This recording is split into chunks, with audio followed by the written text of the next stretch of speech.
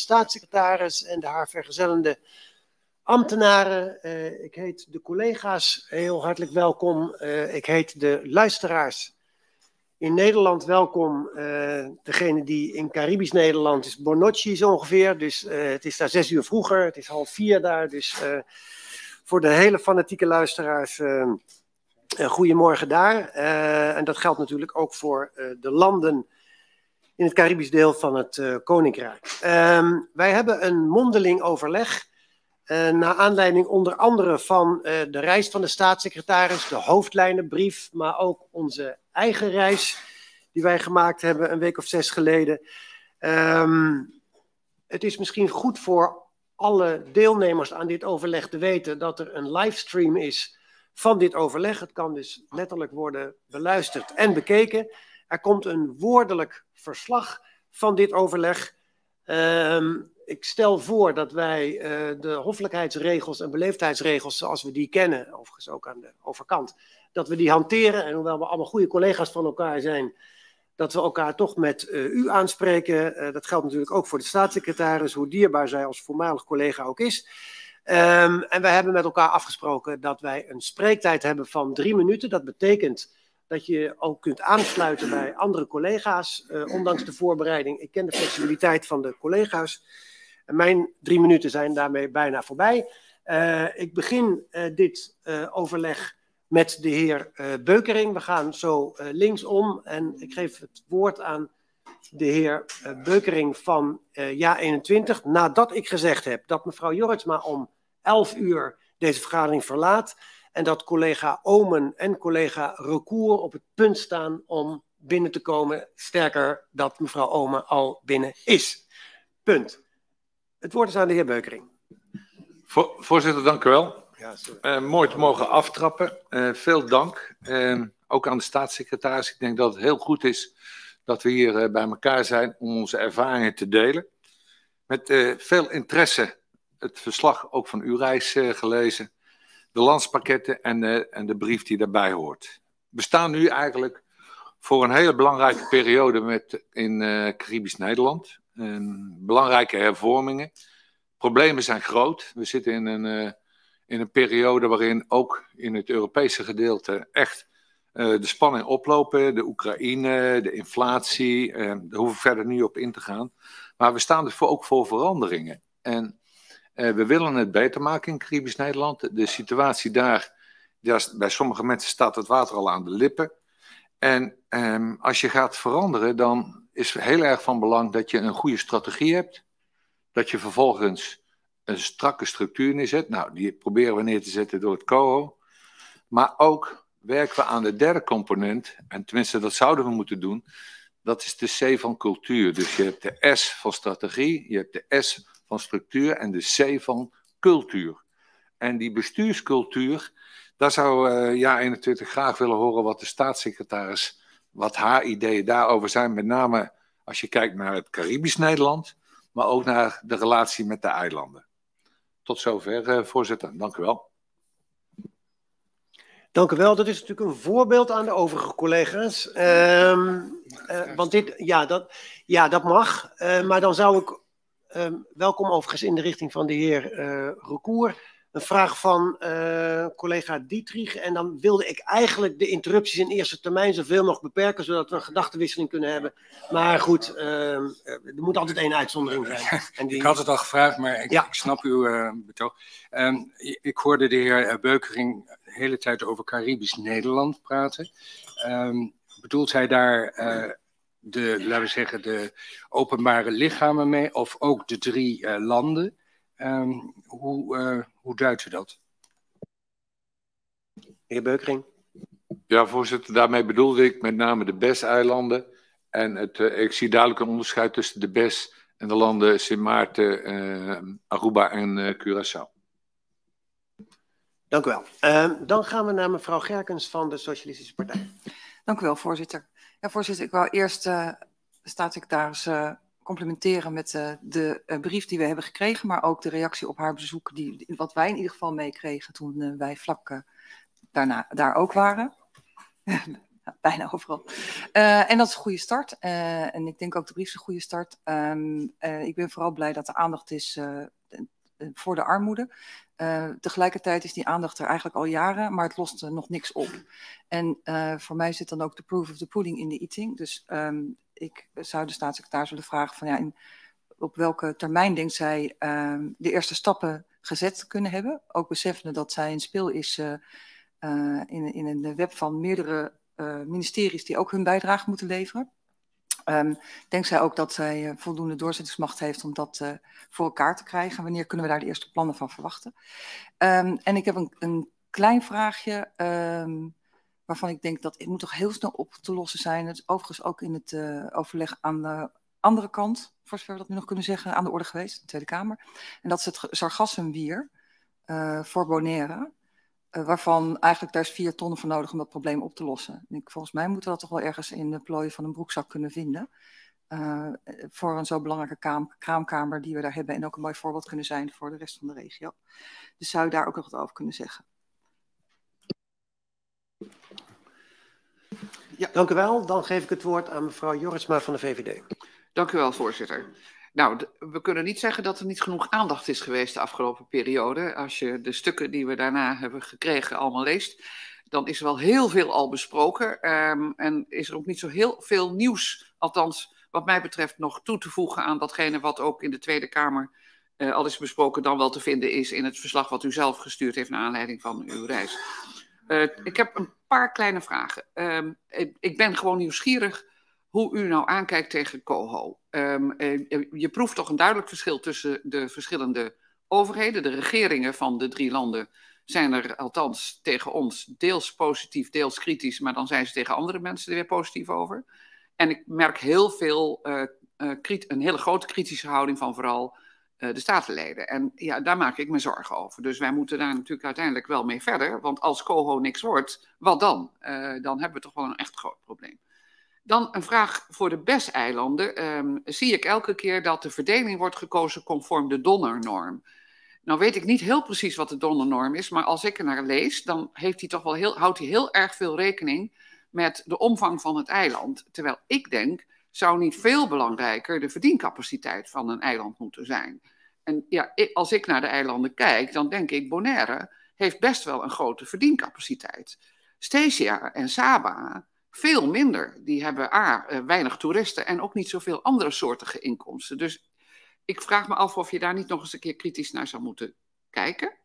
En tenslotte ben ik ook nog niet heel erg nieuwsgierig of er nog ontwikkelingen zijn op Statia wat betreft de bestuurscrisis aldaar. Dank u wel. Dank u wel. Dan geef ik het woord aan de heer Schalk van de SGP. Dank u wel, voorzitter. En ook complimenten voor de staatssecretaris. We hebben haar naam zeer veel keren gehoord toen we op de verschillende eilanden waren. Want volgens mij was het uw eerste bezoek. En zeg ik tegen de staatssecretaris. En dat is volgens mij heel goed geland daar. Dat is natuurlijk sowieso fijn, omdat er gigantische problemen waren. Het was de eerste keer dat ik op de eilanden geweest ben. Ik heb geprobeerd om zoveel mogelijk indrukken op te zuigen en te kijken van wat kom ik daar nu tegen met onervaren ogen. En een paar dingen die zijn mij ook opgevallen natuurlijk, dat er vrijwel op elk eiland gesproken werd over het COO, op de manier waarop mevrouw Jorritsma zojuist al het een en ander heeft gezegd. Dus ik ben heel benieuwd hoe u daar zelf in staat, ook als je de laatste berichten weer leest. Die zijn niet echt heel erg hoopgevend. Wat we gemerkt hebben op alle eilanden is dat natuurlijk een enorme probleem, sociale probleem van de armoede. Op een van de eilanden werd ons dat heel goed uitgelegd door aan te geven, er is een eikpunt afgesproken. Maar eigenlijk zitten er heel veel mensen al 15% onder het, of dat eikpunt ligt eigenlijk al 15% onder het sociaal minimum. En heel veel mensen verdienen nog eens 25% onder dat eikpunt. Hoe krijg je nou daar in ieder geval toch meer grip op? En het was wel frappant. We zaten op een zeker moment ook te praten met werkgevers en werknemersorganisaties. En ja, een hele simpele vraag is dan natuurlijk van, is er niet iets te bedenken met CAO en zo? Maar daar voelde men verschrikkelijk weinig voor. Terwijl dat juist een basis legt onder betere sociale verhoudingen. Zou daar ook nog wat aan geduwd kunnen worden. Wat ik mooi vond in het uiterst volle programma, met complimenten aan de voorzitter natuurlijk en de Griffie die dat hadden voorbereid, was dat we naast alle overheden zo'n beetje ook gesproken hebben met geloofsgemeenschappen, kerken, scholen en dergelijke. En mijn vraag zou zijn, van op welke manier kunnen we dat soort vaste structuren die daar geweldig werk doen, nog beter benutten om te strijden tegen de enorme problematiek van armoede en dergelijke. Dat waren een beetje de punten die ik op dit moment wilde noemen, voorzitter. Ik hoop dat ik binnen de 3 minuten ben gebleven. Zeker, dat bent u. En de boodschap was helder en duidelijk. Dan ga ik naar de heer Recour van de Partij van de Arbeid. Dank, voorzitter. Ja, ik probeer aan te sluiten bij mijn voorgaand sprekende collega's. Maar toch eerst iets over de armoede. Als u dat, staatssecretaris, voor elkaar krijgt in uw periode om daar een stevige stap in te zetten, het sociaal minimum in te voeren en die armoede daadwerkelijk te bestrijden, dan denk ik dat uw staatssecretariaat geslaagd is in deze periode. En dat zeg ik niet voor niks, want we zijn al meer dan 10 jaar bezig met dit vreselijke dossier. Dus ik wens u daar vooral heel veel sterkte bij en ook prioriteit om dit te realiseren. Dan heb ik een paar losse punten en een paar overkoepelende punten. Die losse punten, dat is Sint Eustatius. Ik zag de motie de Tweede Kamer wuiten en nog iemand over het versnellen van de terugkeer naar het democratisch proces. Mijn vraag is, bent u ook bereid daar een harde termijn voor te geven? Dan moet het gebeurd zijn.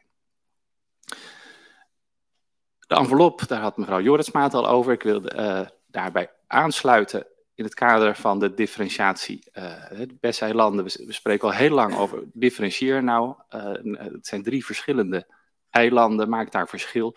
En op het moment dat je de envelop uit het regeerakkoord toch via een vaste verdeelsleutel gaat verdelen, dan lijkt die differentiatie weer verder uit beeld. Mijn vraag is, hoe staat de staatssecretaris daarin? Bonaire, een hele korte vraag over plantage Bolivia. Daar wilden we over spreken, dat is er niet van gekomen. Dus nu maar even misschien wat oneigenlijk via u, staatssecretaris. Wat weet u van de plannen al daar? Coho sluit ik aan bij mijn voorgangers. Ja, misschien wat betreft de landen was mijn overal indruk dat achteruit is gegaan. Dat is ook logisch vanwege COVID, maar COVID is denk ik niet de enige verklaring. Ik schrok daar eigenlijk wel van. Voor een deel kan dat opgelost worden daar, maar mijn vraag aan u eigenlijk is naar aanleiding van uw reis. Wat bent u daar te weten gekomen over het functioneren van Den Haag? Overigens niet alleen ten aanzien van de landen, maar ook wat betreft Caribisch Nederland. Welke lessen heeft u getrokken over verbeteren van het Haagse functioneren om het daar beter te maken? Dank u wel. Dank u wel. Dan geef ik het woord aan mevrouw Oomen van het CDA.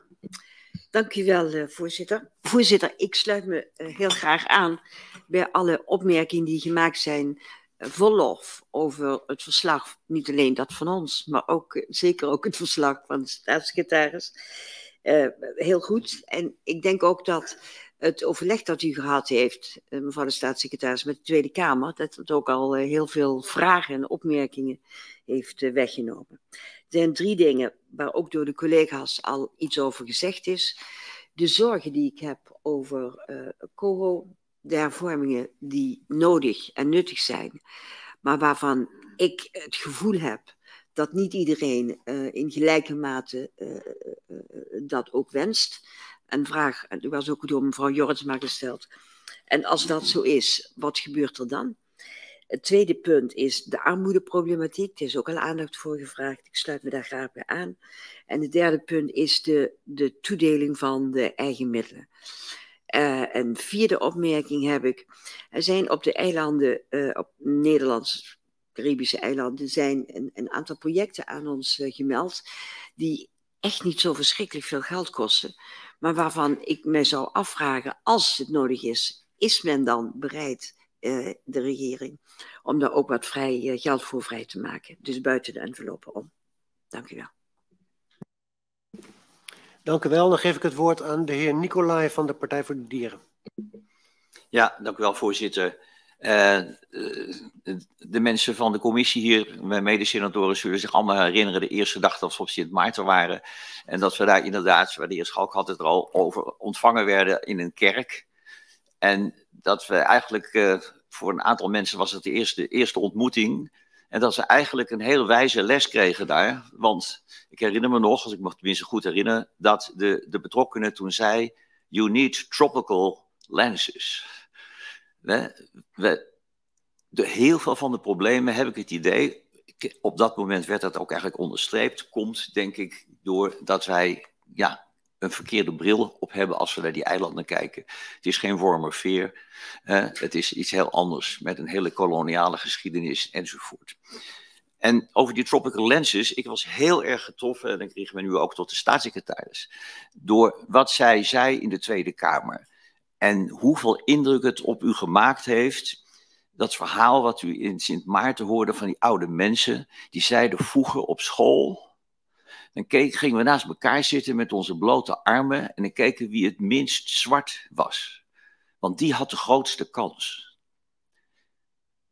Dus als we dat allemaal even tot ons laten doordringen, hier in Nederland, in deze commissie, dan zien we wat voor een geweld daar eigenlijk achter zit, achter deze hele problematiek. En ook welke vernedering. En ik ga me nu tot de landen beperken, want de landen zijn in ons gemene best, het statuut, zijn eigenlijk autonome landen. En dan moet je helemaal erg oppassen, denk ik, dat je als Nederlandse bestuursmacht niet weer de kant op gaat dat je die landen vernedert. En daarom richt ik mij tot de staatssecretaris, want de vorige staatssecretaris, in mijn optiek, ik zeg in mijn optiek, heeft echt op 3 punten meegewerkt aan, voor mijn gevoel, vernedering van die landen. Er is een COHO ingediend, waarvan al de Raad van State, het nog niet het meest linkse college, bij wijze van spreken, direct zei, dat schieten we af. Een Nederlandse bestuursmacht die werd geïntroduceerd, een positie van de minister die als een soort koning daar kon regeren. Een tweede vernedering is een geschillenregeling.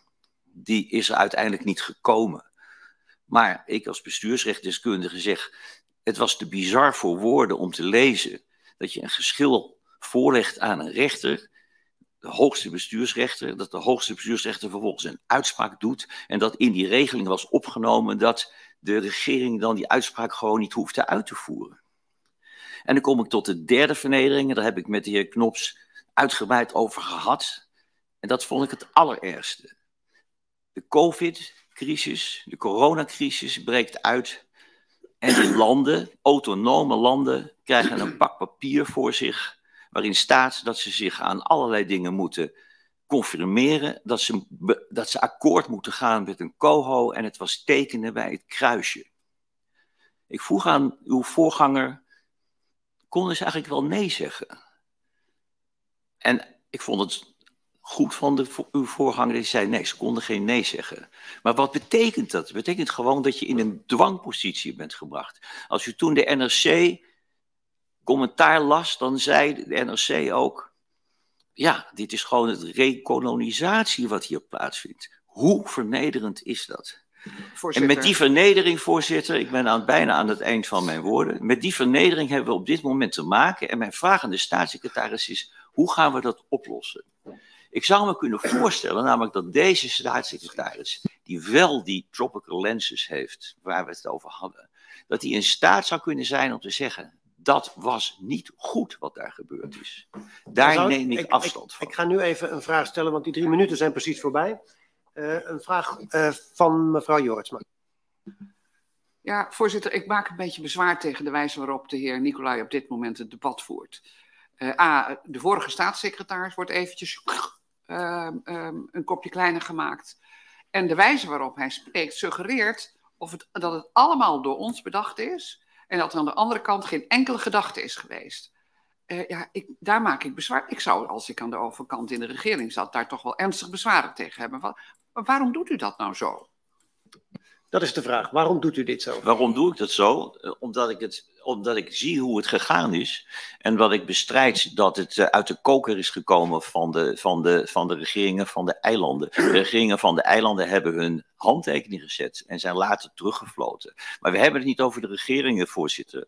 We hebben het over dat daar landen zijn met een autonome positie die in een gemeenebest met ons verkeren. Die landen hebben een autonome positie en die hebben statenleden. En statenleden worden gekozen democratisch. En als democratische statenleden een bepaalde mening hebben, dan hebben we dat te volgen. Als het land een bestuur heeft wat niet deugt, dan hebben we in het statuut ook maatregelen dat we kunnen ingrijpen. Waar ik bezwaar tegen maak en wat ik naar voren heb gebracht is de 3 punten. De volgorde, hoe het gegaan is, de wijze van behandeling. Wij als fractie vinden dat vernederend. Als mevrouw Jorritsma van de VVD dat niet vernederend vindt, ik kom dat voor haar rekening. Ik vind het vernederend. En ik zie ook, voorzitter, aan de vragen van anderen over hoe gaan we verder met die coho? En er zijn statenleden die zich gaan verzetten enzovoort. Dat heeft daarmee te maken. We kunnen alleen maar gewoon weer schoon schip maken door te zeggen, dat is niet goed gegaan. Dat is mijn overtuiging en hiermee wil ik afsluiten. Dank u wel. Dat lijkt me een hele goede suggestie en een belangrijk onderdeel van uw antwoord. Dan ga ik naar de heer Ester van de ChristenUnie. Dank, voorzitter. Welkom wederom bij de staatssecretaris. Dank ook voor uw verslag. Ik vond dat heel boeiend om te lezen. Het is ook een mooie, empathische, maar ook hele kordate verbinding met de eilanden. Dank daarvoor. Dank ook aan onze eigen Griffie voor het voortreffelijke verslag. Hulde. Voorzitter, ik heb 3 korte vragen, conform goed geïnformeerd gebruik. De eerste vraag betreft het verknopen van digitalisering en koninkrijksrelaties. De beide kernopdrachten van de staatssecretaris. De vorige keer hebben we het daar al even kort over gehad. Maar ik vind het toch belangrijk om daar nog even op terug te komen. Voor een duurzame toekomst van de eilanden is een betrouwbaar, betaalbaar en dekkend internet van cruciaal belang. En hier is nog een wereld te winnen. Dat bleek ons ook uit gesprekken op de eilanden met bedrijven met name.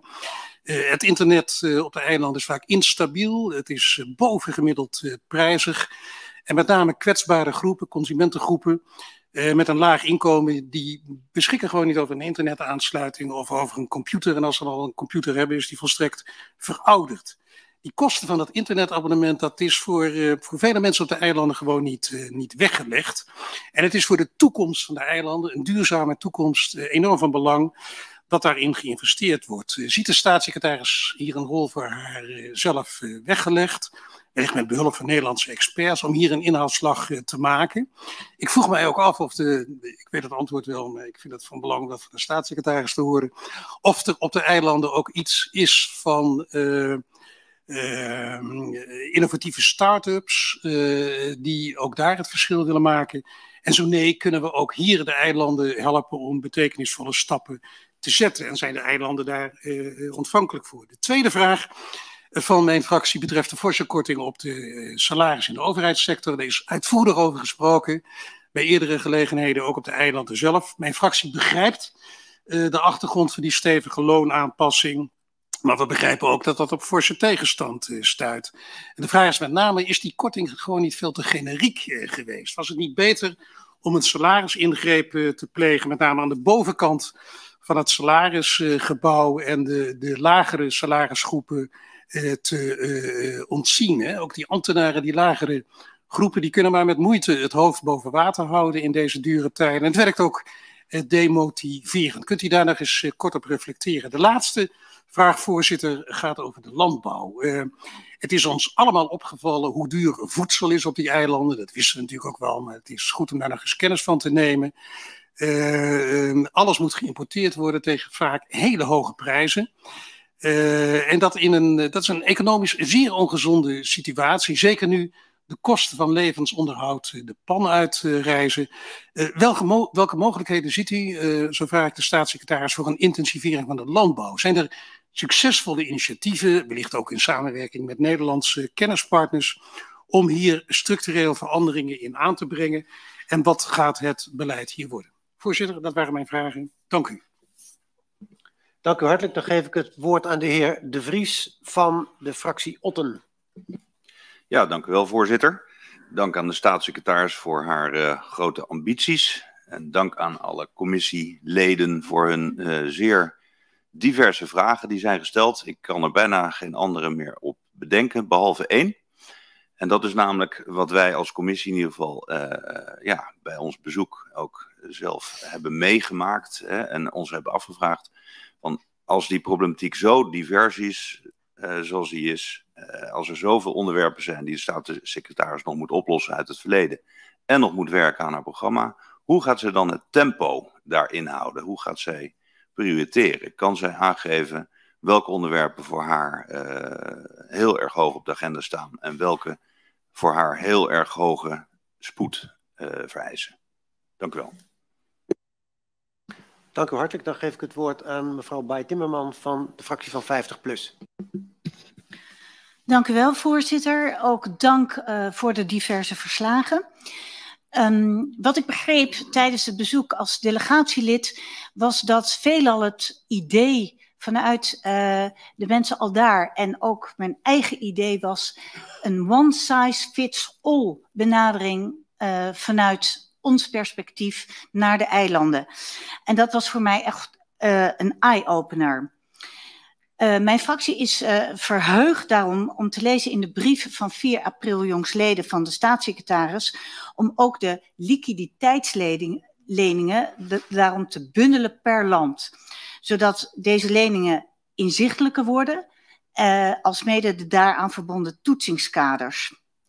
Graag hoor ik wel van de staatssecretaris of de financiering van al deze talloze projecten tevens behelzen zodra die projecten zijn afgerond, dat er dan ook nog financiering komt voor het instand houden van de projecten. Want daaraan schort het nogal, werd ons medegedeeld. Dan, voorzitter, heb ik nog een typische 50PLUS vraag, waar ik graag nadere opheldering over wil van de staatssecretaris. Wij kregen namelijk te horen, met name op Saba, dat we een aantal gepensioneerde senioren die gekort werden op hun AOW, het heet daar de AOV, gelet op het feit dat zij, toen zij jong waren, vervolgopleidingen volgden op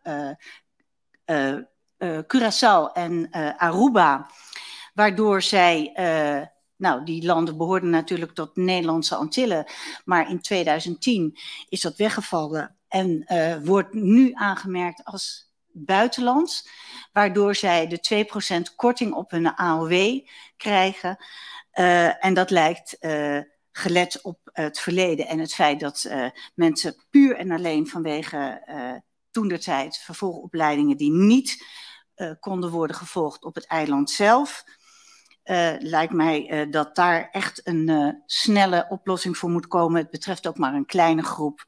En dan tot slot, voorzitter, de staatssecretaris schrijft ook in haar brief van 4 april dat de zorgkosten moeten worden teruggedrongen. Maar ik vraag me wel af, gelet op ons bezoek al daar, waar blijkt dat zowel in de mentale zorg het ontbreken van allerhande verpleeghuizen, de ouderenzorg die niet toereikend is, hoe reëel zij acht dat deze zorgkosten inderdaad op korte termijn teruggebracht kunnen worden.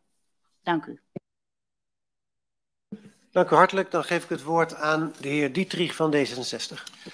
Ja, dank u wel, voorzitter. We hebben een hele mooie reis kunnen maken, waar we niet alleen met politici hebben gesproken, maar ook met het maatschappelijk middenveld, met ondernemers. En ik wil 2 dingen daaruit halen. Op Curaçao hebben we ook gesproken met kunstenaars, onder leiding van Tirso Marta. Hebben we gezien hoe cultuur ook heel belangrijk is, ook in het opbouwen van de identiteit van de mensen daar. En we hebben ook gesproken met een organisatie die over transparantie gaat, over Curaçao, om een nieuwe bestuurscultuur te creëren. En dat vond ik hele hoopvolle evenementen die ook aangeven dat er heel veel energie is op de eilanden om er iets moois van te maken. daar waar wij als politici ons natuurlijk met name op problemen concentreren. Maar dat wou ik toch wel even gezegd hebben. En mijn eerste vraag naar de staatssecretaris is, hoe ziet de staatssecretaris haar rol, omdat er veel ministeries betrokken zijn bij verschillende problemen. Hoe coördineert zij dat, zodat er als het ware toch een soort één loket voor de eilanden is als het gaat over de contacten met Nederland? Er is al door mijn collega's veel gezegd over de hervormingen. Anders dan de heer Nicolai heb ik ook gehoord dat hervormingen ook gedragen worden door, laten we zeggen, de regeringen daar. Soms zijn er ook voorstellen voor de landspakketten zelf aangedragen bij Nederland. Dus het is niet zo dat het in mijn optiek alleen maar opgelegd is, maar dat er spanningen zijn, dat is duidelijk. En ik heb in het debat in de Tweede Kamer gelezen dat de staatssecretaris zei, nou, we gaan ook technische briefings verzorgen, zodat, laten we zeggen, onjuistheden of onduidelijkheden rechtstreeks weggenomen kunnen worden, zodat er misschien op zo'n manier ook bij de statenleden meer vertrouwen gaat ontstaan dat dit een goede gang van zaken is. Dus ik ben heel benieuwd of de staatssecretaris daar hier iets over kan zeggen. Mijn vraag aan haar is wel, onder wie valt de COHO-organisatie nu eigenlijk? Ik begreep, in de Tweede Kamer heeft de staatssecretaris gezegd, nou, niet onder mij. Maar ja, stel dat daar vragen over komen in de toekomst, dan wie moet dat adresseren? Wat ik gezien heb is dat toch eigenlijk bij veel eilanden vragen zijn over de bestuurskracht en ook de uitvoeringskracht. Ik denk bijvoorbeeld aan Statia, als het gaat over de ambtenaren. Die hebben mooie presentaties gegeven, maar er moet nog heel veel gebeuren. Geldt ook voor Sint Maarten. Sint Maarten kwam natuurlijk van ver in 2010. Je moest dat allemaal opbouwen. En men moet vissen in een kleine vijver om toch kwalitatief volle mensen aan te trekken. Dus het is logisch dat er allerlei spanningen zijn. Ik vind ook dat we dan inderdaad met die tropical lens moeten kijken en daar begrip voor moeten kunnen hebben. Mijn vraag aan de staatssecretaris is of zij dat ook zo ziet. Ik wil me aansluiten, kortheidshalve, bij de vraag van de heer Ester over de salariskorting van 12,5%. We hebben gehoord dat dat met name in het onderwijs heel veel pijn veroorzaakt. Is daar meer ruimte voor differentiatie, dat je meer kijkt naar de bovenkant van de salarissen en juist de mensen aan de onderkant wat meer vrijheid gunt? Ik sluit me aan bij de vragen over de mediation en de terugkeer naar de democratie, zoals collega Racour dat heeft gezegd. En tot slot zou ik willen zeggen aan de staatssecretaris, betrek ook alle mensen van goede wil die in Nederland wonen, maar van de eilanden afkomstig zijn, en hun bondgenoten bij oplossingen, soms moeilijke oplossingen, voor de eilanden. Dank u wel. Korte vraag van de heer Nicolai en dan een kort antwoord van de heer Dietrich. Ja, de heer Dietrich, ik heb niet gezegd dat er in de landspakketten geen dingen zitten waar ook de eilanden zelf mee akkoord zijn. Ik heb gezegd, en als u goed kijkt wat er ondertekend is, dan verplichten ze zich om akkoord te gaan met de COHO.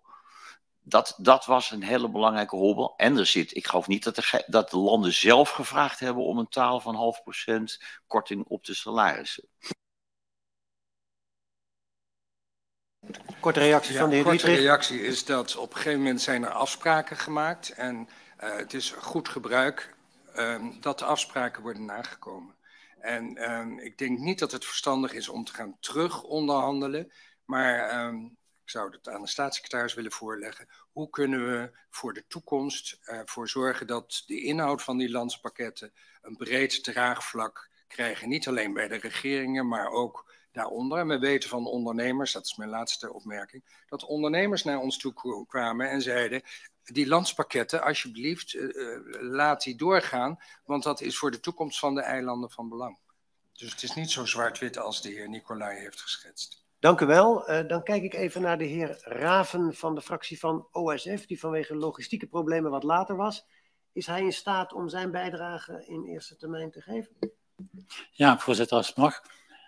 Dat mag u zeker. Gaat u gang. Ja, er was geen desinteresse, maar de trein had vertraging tussen Breda en Tilburg. Dus wat dat betreft een reisje vanaf 6 uur vanmorgen tot nu.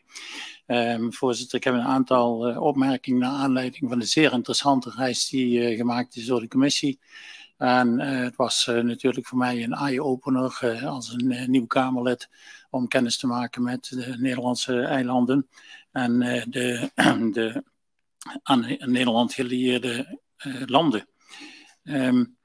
Ik heb er een aantal opmerkingen bij in willekeurige volgorde, maar ze zijn hier en daar niet mals. Maar ik leg ze gewoon maar eens neer zoals ik het heb gezien vanuit ook een stuk ervaring die ik in de afgelopen 30 jaar heb gedaan, met name bij gemeenten. Misschien even met dit aanloopje. We hebben afgesproken dat we het in 3,5 minuut, 3 minuten, dus 2,5 nu nog. Heb ik nog 2,5 minuten. Ja, ik denk dat Nederland de gemeentelijke eilandbestuurders overbelast heeft met rijksprovincie en gemeentelijke en waterschapstaken zonder rekening te houden met de uiterst lage beschikbaarheid van voldoende deskundige bestuurscapaciteit bij inwonersaantallen van 1900, 1200 en 10.000 mensen heb je niet zomaar de deskundigheid. En dat betekent dat de bestuurskracht natuurlijk daaronder lijdt.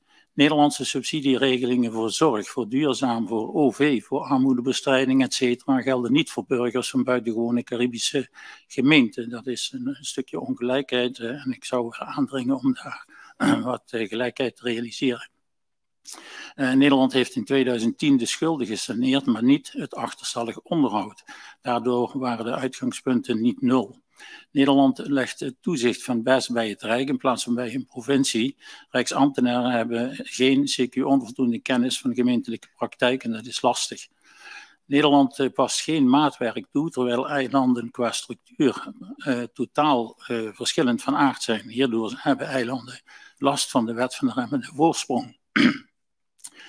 Toepassing van het marktwerkingssysteem in onderling vervoer tussen eilanden leidde tot een daling van 90% van de vliegbewegingen. Daardoor is het gebruik van bijvoorbeeld de nieuwe gerenoveerde vliegvelden, waaronder de miljoenen in zijn gestoken, op Saba en Eustatius getaald tot een minimum. En dat is natuurlijk niet de bedoeling. Voor alle eilanden kunnen niet lenen bij de Nederlandse bank, waardoor rentekosten substantieel hoger zijn dan noodzakelijk en noodzakelijke investeringen daardoor niet kunnen worden opgepakt. Vanwege de lage bevolkingsaantallen in combinatie met de hoge aantallen bestuurstaken portefeuilles is het potentieel aan voldoende kwalitatieve bestuurskracht, zoals gezegd, per eiland en per portefeuille zeer beperkt. Hierdoor is er een hoog risico dat dezelfde personen, familieleden, meerdere taken vervullen. En er is dan ook sprake daardoor van een ons kent ons cultuur en van cliëntelisme. Dat staat op gespannen voet met de bestuurlijke integriteit. Eilanden hebben rijksprovincie en gemeentelijke taken. Dat vergt bijzondere bestuurskracht, terwijl het potentiële aantal bestuurders erg beperkt is. Eilanden zijn daardoor gedwongen dure ondersteuning in te kopen en aanslag op hun financiële middelen. Door de vele overheidstaken zijn er veel ambtenaren nodig. Hierdoor ontstaat het beeld dat iedereen bij de overheid werkt. Deze is echter onterecht negatieve beeldvorming, speelt alle eilanden parten. Er is geen vrij verkeer van personen, goederen en diensten tussen de eilanden, zoals in de EU. En dat vind ik heel vreemd. Je moet je pas laten zien als je van het ene naar het andere eiland gaat, CQ van de ene naar de andere gemeente. Ik zie al voor me dat we hier van Amsterdam naar Rotterdam voor elke gemeente een pas moeten laten zien. In Europa kun je gewoon bij 27 landen vrij, 26 of 27, hoeveel andere, kun je vrij zonder paspoort. En bij onze eilanden kan dat niet en bij onze eilandgemeenten ook al niet. En dat leidt tot bureaucratische, dure douanecontrole tussen de landen en de eilanden. Bij de BES, de burgers, instellingen en bedrijven van deze eilanden worden ongelijk behandeld in vergelijking met de Europese Nederlandse gemeenten op het gebied van subsidies, algemene basisregelingen. Dit leidt onder meer tot extra armoede, ontbreken van zorgvoorzieningen en het ontbreken van verduurzaming van bijvoorbeeld het woningbestand. Tot zover. Dank u wel, meneer Raven.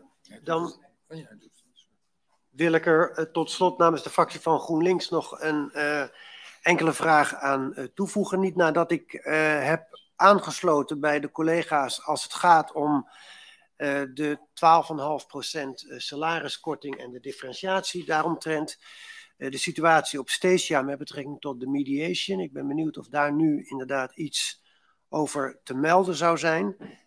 Dat geldt ook over de COHO, waar mevrouw Jorisma als eerste over sprak en een aantal andere collega's ook. Omdat ik natuurlijk weet dat we daar op de IPCO-bijeenkomst in mei nog weer een technische briefing krijgen. Waarschijnlijk van een vergelijkbare aard zoals vorige week woensdag uit mijn hoofd de Tweede Kamer een briefing heeft gekregen. Dat kan natuurlijk toch de inzichten doen toenemen. Maar de vraag aan de staatssecretaris is dan toch ook of zij, en dat zal ze natuurlijk wel moeten, maar open staat voor een zodanige gedachtenwisseling met de Kamer en de Tweede Kamer meer in het bijzonder en bijzondere gedelegeerden tegen die tijd. Ja, dat we in consensus ook, daar waar het de parlementen betreft, deze wet tot een goed eind brengen. Dat is eigenlijk meer een soort vraag naar de bestuurlijke attitude op dit terrein, want er is natuurlijk het een en het ander over gezegd, geschreven, uitgelekt en alles wat daarmee samenhangt, vraagt toch nog wel even een korte reactie van de staatssecretaris. Dan wil ik heel kort vragen, is er bij de staatssecretaris voor ons overleg met de parlementen nog nieuws als het gaat om de geschillenregeling? Die ligt natuurlijk aan de kant van de parlementen op dit moment, maar kan zij ons nog bijpraten vanuit het frequente overleg wat zij heeft met de regeringen, formeel of informeel?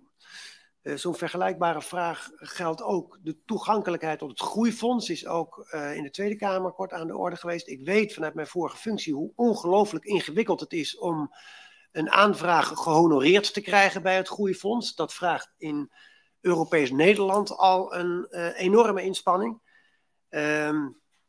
Nou, daar komt een plan voor, maar we moeten hier elkaar natuurlijk toch wel echt helpen. En ik hoop heel erg dat die mooie passages uit het coalitieakkoord geen dode letter zullen zijn.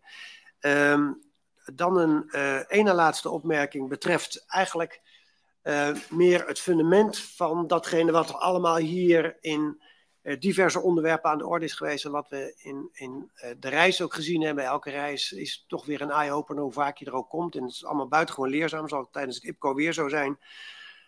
Maar ik ben wel onder de indruk van de vliegende start die de staatssecretaris gemaakt heeft. En de vraag is of we die vertrouwenwekkende bestuurlijke attitude met de passage in het regeerakkoord als grondslag ook nog op een betere manier kunnen verzilveren de komende jaren.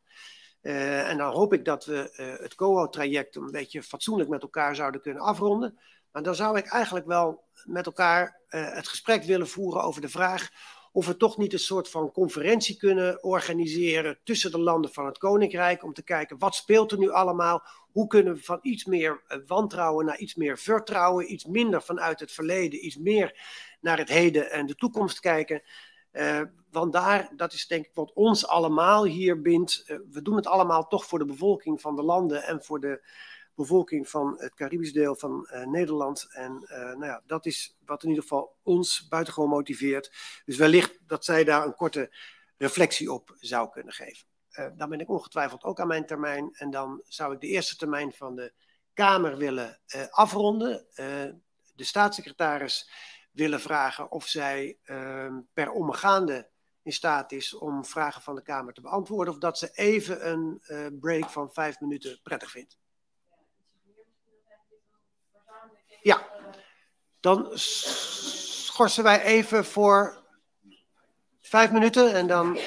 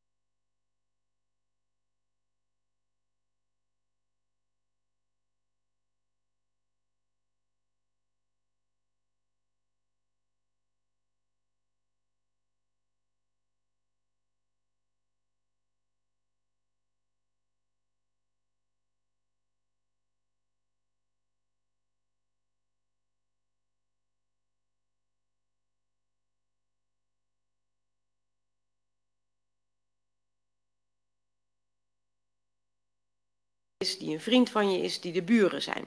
En dat maakt het natuurlijk niet zomaar makkelijk. Dat fenomeen kennen we overigens ook in Nederland, in kleinere gemeenten. Dat alles wat je doet, of je nou een vergunning toekent of niet, hoe je kijkt naar ruimtelijke ordening of niet, natuurlijk effect heeft op mensen dicht in de buurt.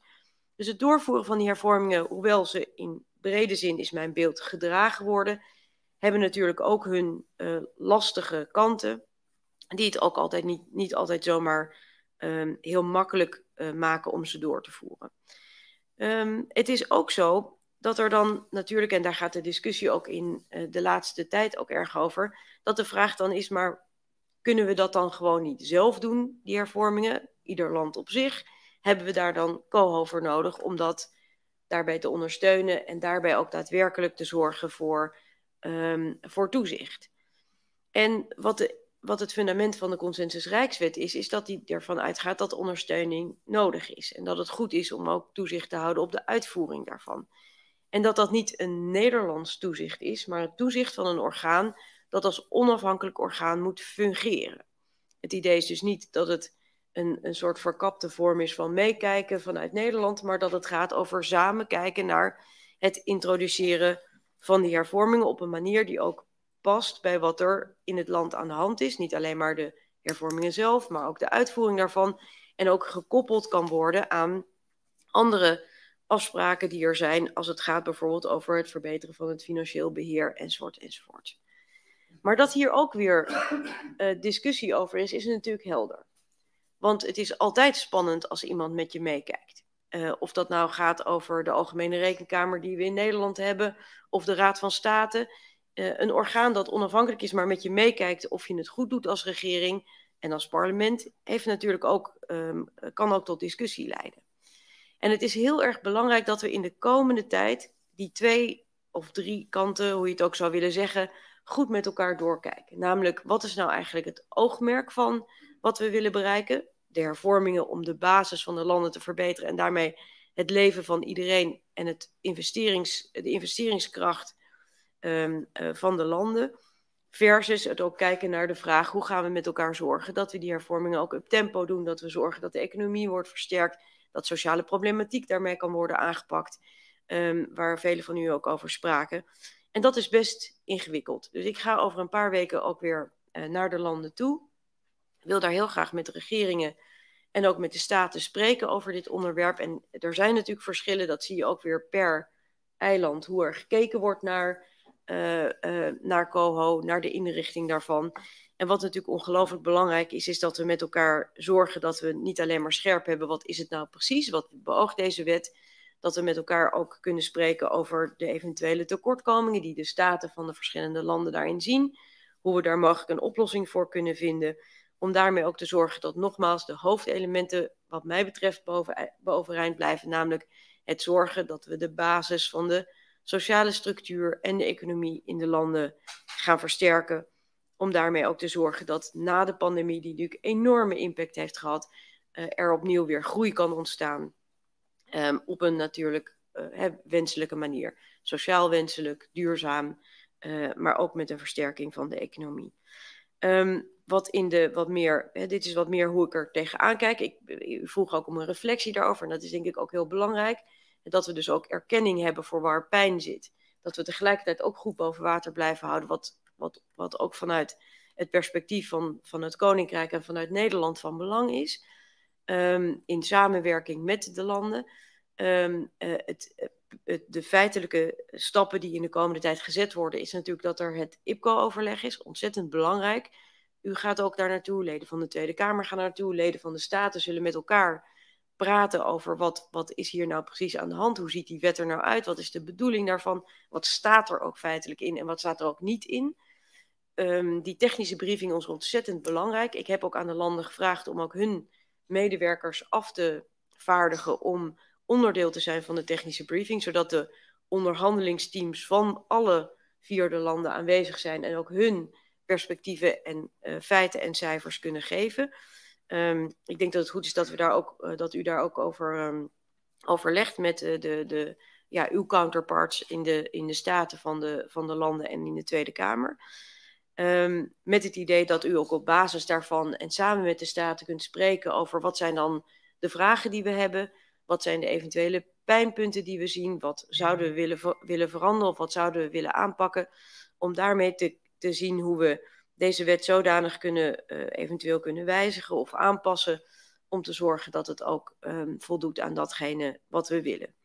Want nogmaals, mijn oogmerk is niet om, en ik heb dat ook al wat uitgebreider te zeggen, om te komen tot een situatie waarin er iets wordt afgedwongen, maar waarin we in consensus met elkaar stappen gaan zetten om de benodigde hervormingen ook daadwerkelijk te kunnen invoeren en realiseren. Misschien ook een aanleiding nog een paar vragen die daar omheen werden gesteld door u of door een aantal van u. De landspakketten zijn dus ook echt samen met de landen gemaakt op voorstellen die zij zelf hebben gemaakt, die overigens ook weer grotendeels gebaseerd zijn op ook al eerder voorgestelde hervormingen, bijvoorbeeld vanuit het IMF of van andere organisaties. En zoals ik aangaf, de technische briefings zullen hopelijk ook helpen om met elkaar, dat u ook met de Staten goede basisinformatie heeft over wat er wel en niet in de COHO zit. Ja, er is hier een technische briefing geweest natuurlijk voor het parlement in Nederland. Maar het is ook belangrijk dat alle vragen van de statenleden vanuit de verschillende landen goed kunnen worden beantwoord. En daarbij speelt dat onderwerp van in hoeverre zijn we zelf nog aan de bal. Het thema autonomie hebben we natuurlijk ook gezien in de krant en in de discussies een grote rol. Daarbij speelt ook bijvoorbeeld investeren een rol. Hè. Wat is er aan mogelijkheden vanuit het COHO om ook financieel bij te dragen. Maar het is denk ik een heel belangrijke sessie die u gaat hebben met het IPCO in de komende tijd. Daarna verwachten we dus ook alle vragen en antwoorden die ik dan samen ga opstellen met de regeringen van de landen. Om te kijken of we daarmee verdere stappen kunnen zetten. Dan nog wat verder over COHO vroeg de heer Dietrich. Onder wie valt nou de organisatie van het COHO? Het COHO wordt een bestuursorgaan met zelfstandige taken en bevoegdheden. Ook dus op afstand van het ministerie. Wat wel zo is dat het een ZBO wordt, conform de Nederlandse wetgeving. Dat heeft iets te maken met dat anders moet worden opgericht als onderdeel van het statuut. En dat wordt een veel ingewikkelder procedure. Daarover is in de technische briefing ook iets meer aangegeven. Maar het is niet zo dat ik bijvoorbeeld bevoegdheden krijg over het dagelijks rijden en zeilen, over wat er wordt afgesproken, niet zelfstandig over de landspakketten. Hooguit kan er worden ingegrepen door mij bijvoorbeeld wanneer het COHO zou kiezen om zich een veel bredere taak aan te meten dan ze conform de consensusrijkswet ook hebben. Ik stel voor dat we even het blokje COHO afronden en dan nog een verdiepende vraag. De vraag van de heer Rozenmuller was of de gedachtewisseling ook om te komen tot een goed einde. Ik heb daar denk ik al iets over gezegd. Hè. De idee is natuurlijk dat die consensusrijkswet ook gedeeld wordt. Want er is natuurlijk geen consensusrijkswet als er niet ook een zekere mate van consensus is over het bereiken daarvan. Ja. Dan was er... nee, dit is geen vraag over de COHO volgens mij. Dan heb ik volgens mij de meeste vragen over COHO beantwoord. Dan gaan we nog even naar een verdiepende vraag van de heer Dietrich. Over het orgaan van de COHO. Stel dat er vragen over zouden zijn bij statenleden of bij Tweede of Eerste Kamerleden. Ik hoor u zeggen, het is een zelfstandig bestuursorgaan op afstand. Maar bij wie kunnen we terecht om over het COHO als instituut en de manier waarop zij gaan werken, kunnen we daar, wie is de adressant? Nou, wat mij betreft is het beste om al die vragen te verzamelen na afloop van het IPCO. Dus dan komen vragen vanuit de landen, vanuit de Tweede Kamer en kan ook vanuit uw Kamer komen. U kunt het gezamenlijk doen, dat zou misschien nog wel veel mooier zijn. Maar de kern is dat de beantwoording van de vragen gebeurt door de regeringen van de 4 landen. Dus samen met de collega's van de landen gaan we die gezamenlijke vragen beantwoorden. Dus dat zal nooit alleen door mij zijn, maar altijd hopelijk ook in consensus. Korte vraag van de heer Nicolai, Partij voor de Dieren. Ja, dank voorzitter, de staatssecretaris voor de beantwoording. Zij had het over, er komt een organisatie die gaat meekijken, maar is dat niet een beetje eufemistisch? Want als er gewoon dingen niet worden uitgevoerd, dan kunnen er toch volgens mij gewoon sancties voor plaatsvinden. Staatssecretaris? Ja, ik heb aangegeven dat de organisatie eigenlijk 2 taken heeft. Hè? Dus het meewerken en meehelpen aan het realiseren van de hervormingen. Ook daarvoor middelen ter beschikking stellen. Maar de organisatie houdt ook toezicht op de uitvoering in de zin van het volgen of er daadwerkelijk wordt gewerkt. En ja, er zijn sancties mogelijk. Zij het dat de liquiditeitssteun inmiddels al verleend is. Dat er alleen op dit moment nog liquiditeitssteun wordt gegeven aan het land Aruba. En dat we niet zeker weten of er nog verder liquiditeitssteun nodig is. Landen werken op dit moment heel hard om te zorgen dat ze die liquiditeitssteun ook niet verder nodig hebben. Maar er is inderdaad de mogelijkheid om sancties in te stellen. Maar wel nadat daar een heel zorgvuldige procedure voor wordt gevolgd. Dan stel ik voor dat de staatssecretaris doorgaat. We zullen nog veel over het COO komen te spreken. Ja, even kijken hoor. Dan ga ik naar de vraag vanuit... even kijken, was dat vanuit... Volgens mij was het vanuit de SP over de instandhouding van projecten na de COHO. Ik ben even kwijt wie... Was dat vanuit u? Sorry, ik ben het even Het was kwijt. vast vanuit de Eerste Kamer in ieder geval. Het was in ieder geval, sorry, vanuit 50 plus. Ik zeg het verkeerd, ja. Dat gaat over inderdaad het zorgen dat er als er geld geïnvesteerd wordt, dat dan ook projecten worden onderhouden. Dat is een onderwerp wat ook in de Tweede Kamer al eerder aan de orde is geweest. Ook een motie voor is aangenomen. Van belang is natuurlijk inderdaad dat je als je investeert, dat je probeert dat langjarig te doen.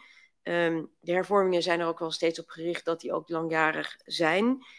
Uiteindelijk beslist natuurlijk een land daar zelf ook weer over. In hoeverre dat ook wordt gedaan. Bijvoorbeeld hervormingen van het belastingstelsel. Ja, je kunt daar uiteindelijk natuurlijk weer afscheid van nemen als je dat niet wil. Of het zorgen dat bestuurskracht wordt versterkt. Het is dus uiteindelijk natuurlijk de verantwoordelijkheid van de landen. Maar er wordt wel heel duidelijk gedacht en nagedacht over de vraag hoe kun je zorgen dat het ook blijvend is. Omdat veel van de hervormingen natuurlijk ook wenselijk zijn dat die ook gecontinueerd worden. Nou, het gaat over handhaving of over ruimtelijke ordening of onderwijs of bijvoorbeeld de belastingen. Dan ook vanuit 50 plus. Een korte vraag van mevrouw Baar-Timmerman. Ja, dank voorzitter. Als ik de staatssecretaris dus goed begrepen heb, wordt met de financiering daar ook specifiek rekening mee gehouden dat inderdaad na afronding van bepaalde projecten en zo'n hervorming toch nog, want daar ontbrak het erg vaak aan, dat dan uiteindelijk toch de mist inging omdat er geen gelden beschikbaar waren voor het onderhoud en het instand houden van de hervormingen. Staatssecretaris. Ja, misschien goed om nog even 2 dingen hier uit elkaar te trekken. Dus als het gaat over hervormingen, dan zijn dat hervormingen die vaak ook geld opleveren. Hè? Als je aan je belastingwetten aanpakt en je gaat zorgen dat je belasting int, dan levert dat natuurlijk geld op en hopelijk gaan landen ermee door om dat ook in te voeren. Als het gaat over bijvoorbeeld hervormingen waar geld of investeringen voor nodig zijn, dan is het natuurlijk heel wenselijk, bijvoorbeeld als het gaat over onderwijs, dat die investeringen of dat de vervolgkosten die daar vastzitten ook verder worden ingevuld. En ik ben het met u eens dat we daar ook oog voor moeten hebben dat die middelen ook ter beschikking zijn, omdat anders een investering wel heel snel weer kapot kan gaan. Misschien heeft u het ook, want daar zijn ook wel veel discussies over geweest over investeringen op de BES-eilanden, waar dit onderwerp ook speelde. Bijvoorbeeld investeren in afvalbeheer en dan geen mogelijkheden hebben om ook daadwerkelijk de onderhoudskosten daarvan op te pakken. Ook daar is veel aandacht voor om te kijken hoe we zorgen dat je niet eenmalig investeert, maar daadwerkelijk ook zorgt voor het feit dat je er ook verder mee kan. En daarover is ook een motie aangenomen in de Tweede Kamer. Maar het is natuurlijk ongelooflijk belangrijk dat of je nou investeert in hervorming of investeert in iets fysieks, dat er de mogelijkheid is om dat ook te blijven continueren en te onderhouden. In het geval van de landen is dat natuurlijk ook zeker iets waar de landen zelf op zullen moeten inzetten. U stelde ook een vraag over zorgkosten.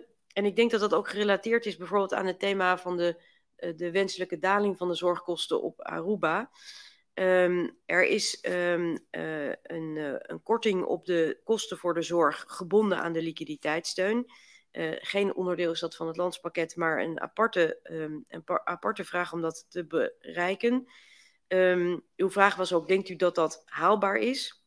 Nou, daar wordt ook daar is onderzoek naar gedaan. Het land zelf heeft aan een commissie gevraagd om te kijken welke mogelijkheden daarvoor zijn. En ze zijn ermee bezig om dat ook verder in te vullen. Overigens gaat het dan in veel gevallen, net zo goed als dat ook vaak in Nederland zo is, niet alleen maar over het feitelijk dalen van de kosten, maar ook het zorgen dat de groei van de kosten beheerst kan worden. Om daarmee te zorgen dat ook de zorg betaalbaar blijft. En dat is ook zeker op de eilanden een vraagstuk wat groot is. Ik heb begrepen dat het rapport wat gemaakt is ook daadwerkelijk mogelijkheden biedt voor verdere daling van de kosten. En ook vanuit het ministerie van VWS wordt daar aan meegekeken en meegedacht. Ik denk dat het goed is dat we ook in het kader van de landspakketten hier met elkaar verder naar kijken.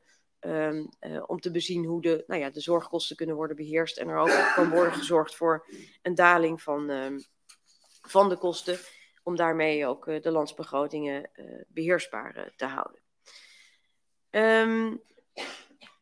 Ik ga dan door naar de vraag die de heer Nicolai heeft gesteld. Over Co hebben we het denk ik voor een deel gehad. Maar misschien toch nog wel een stuk om daar aan toe te voegen. Want dat is denk ik ook wel ongelooflijk belangrijk. Daar waar de hervormingen denk ik vooral moeten werken om de basis van de landen te versterken. Dus te zorgen dat landen beter georganiseerd zijn, sterker georganiseerd worden. En daarmee hun zowel sociale als economische problematiek kunnen aanpakken. Is het mijn bedoeling wel, en daar heb ik ook in de brief die ik heb gestuurd, de hoofdlijnenbrief, iets meer over gezegd, om ook wat meer op lange termijn te gaan kijken. Namelijk de vraag die voor ligt wat mij betreft voor beide landen is, hoe wil je je nou ontwikkelen? Sociaal, economisch, in andere opzichten. Denk bijvoorbeeld aan thema's als duurzaamheid, duurzame energie. Om daarmee ook wat meer met elkaar een traject uit te zetten voor de komende periode. Want als je meer beeld hebt over wat je belangrijk vindt en waar je in wil investeren, kunnen we het wat mij betreft ook beter hebben over hoe we omgaan met niet alleen de hervormingen, welke daarvoor nodig zijn, maar ook hoe het land verder zich kan ontwikkelen op basis van investeringen van eventuele private partijen, maar natuurlijk eventueel ook vanuit Nederland. En het is heel erg belangrijk om die discussie wat mij betreft te voeren, omdat ik het idee heb dat we vaak, en dat kan door ons komen, en dat kan misschien ook door de landen komen, of door de combinatie over hoe we denken, vaak veel korte termijn afspraken maken. Terwijl juist ook, vind ik, de lange termijn van belang is. En dat is zeker nodig vanuit hoe de huidige economische situatie is. Het gaat gewoon op de meeste eilanden gewoon niet goed, economisch gezien. Is vaak sprake van krimp van de economie, soms ook van hoge staatsschulden of extreem hoge staatsschulden. En daar oplossingen voor bedenken, daar hopelijk ook samen over nadenken hoe we dat kunnen oppakken, zou iets zijn wat ik graag met de landen wil bespreken. Ook in mijn komende reis wil ik daar meer aandacht aan besteden. Want anders blijven we denk ik te veel in de korte termijn discussie over liquiditeitssteun versus hervormingen en de wensen daarvan. Terwijl ik denk dat het juist ook zo belangrijk wordt om stappen verder te zetten om meer fundamentele problemen. En in de bijdrage van u alle zijn die aan de orde gekomen.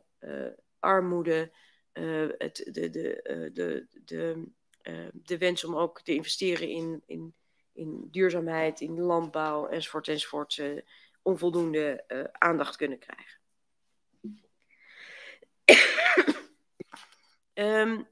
Dan heeft u een vraag gesteld, de heer Nicolai, maar ook anderen, over de geschillenregeling. Die natuurlijk is teruggetrokken nadat die uiteindelijk ook niet verder is gekomen. In mijn hoofdlijnenbrief heb ik aangegeven dat het van belang is om zo'n geschillenregeling te realiseren. Dat is een afspraak die we hebben gemaakt. En er is inderdaad het initiatief vanuit de parlementen om daarmee aan de slag te gaan. En de vraag was, is er meer nieuws daarover? Dat nieuws heb ik helaas niet. Ik weet dat het op de agenda van de IPCO staat. Ik vind het ook belangrijk dat het daar wordt besproken. En ik wil ook heel graag nadenken, maar dat zou dan ook wel een van de uitkomsten van de IPCO moeten zijn, om ook mee te denken over hoe we dat dan kunnen oppakken weer, dat traject. Want dat het vastgelopen is helder. Maar dat we ook verder moeten om dit in te vullen, is wat mij betreft ook helder. En ik vind het ook heel belangrijk om dat voor elkaar te krijgen. En ik weet dat het voor de verschillende landen ook een groot thema is. En dan wordt het natuurlijk wel van belang om ook te kijken hoe gaan we dan weer stapsgewijs komen tot het invullen van zo'n geschillenregeling. En wat is het traject dat daarbij gewenst is? Wie gaat ons daarbij ondersteunen of helpen? Dat is denk ik wel ontzettend belangrijk.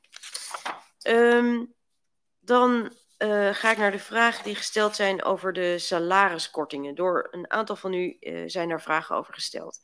En in eerste instantie is het denk ik ook belangrijk dat die korting, overigens al voorgesteld door Aruba voorafgaand aan de afspraken die daarover gemaakt zijn, dat het van belang is dat die korting een korting moet zijn op het hele arbeidsvoorwaardenpakket, maar gedifferentieerd kan worden ingevuld. Dus landen kunnen of konden en kunnen nog steeds ervoor kiezen om die gedifferentieerd in te vullen.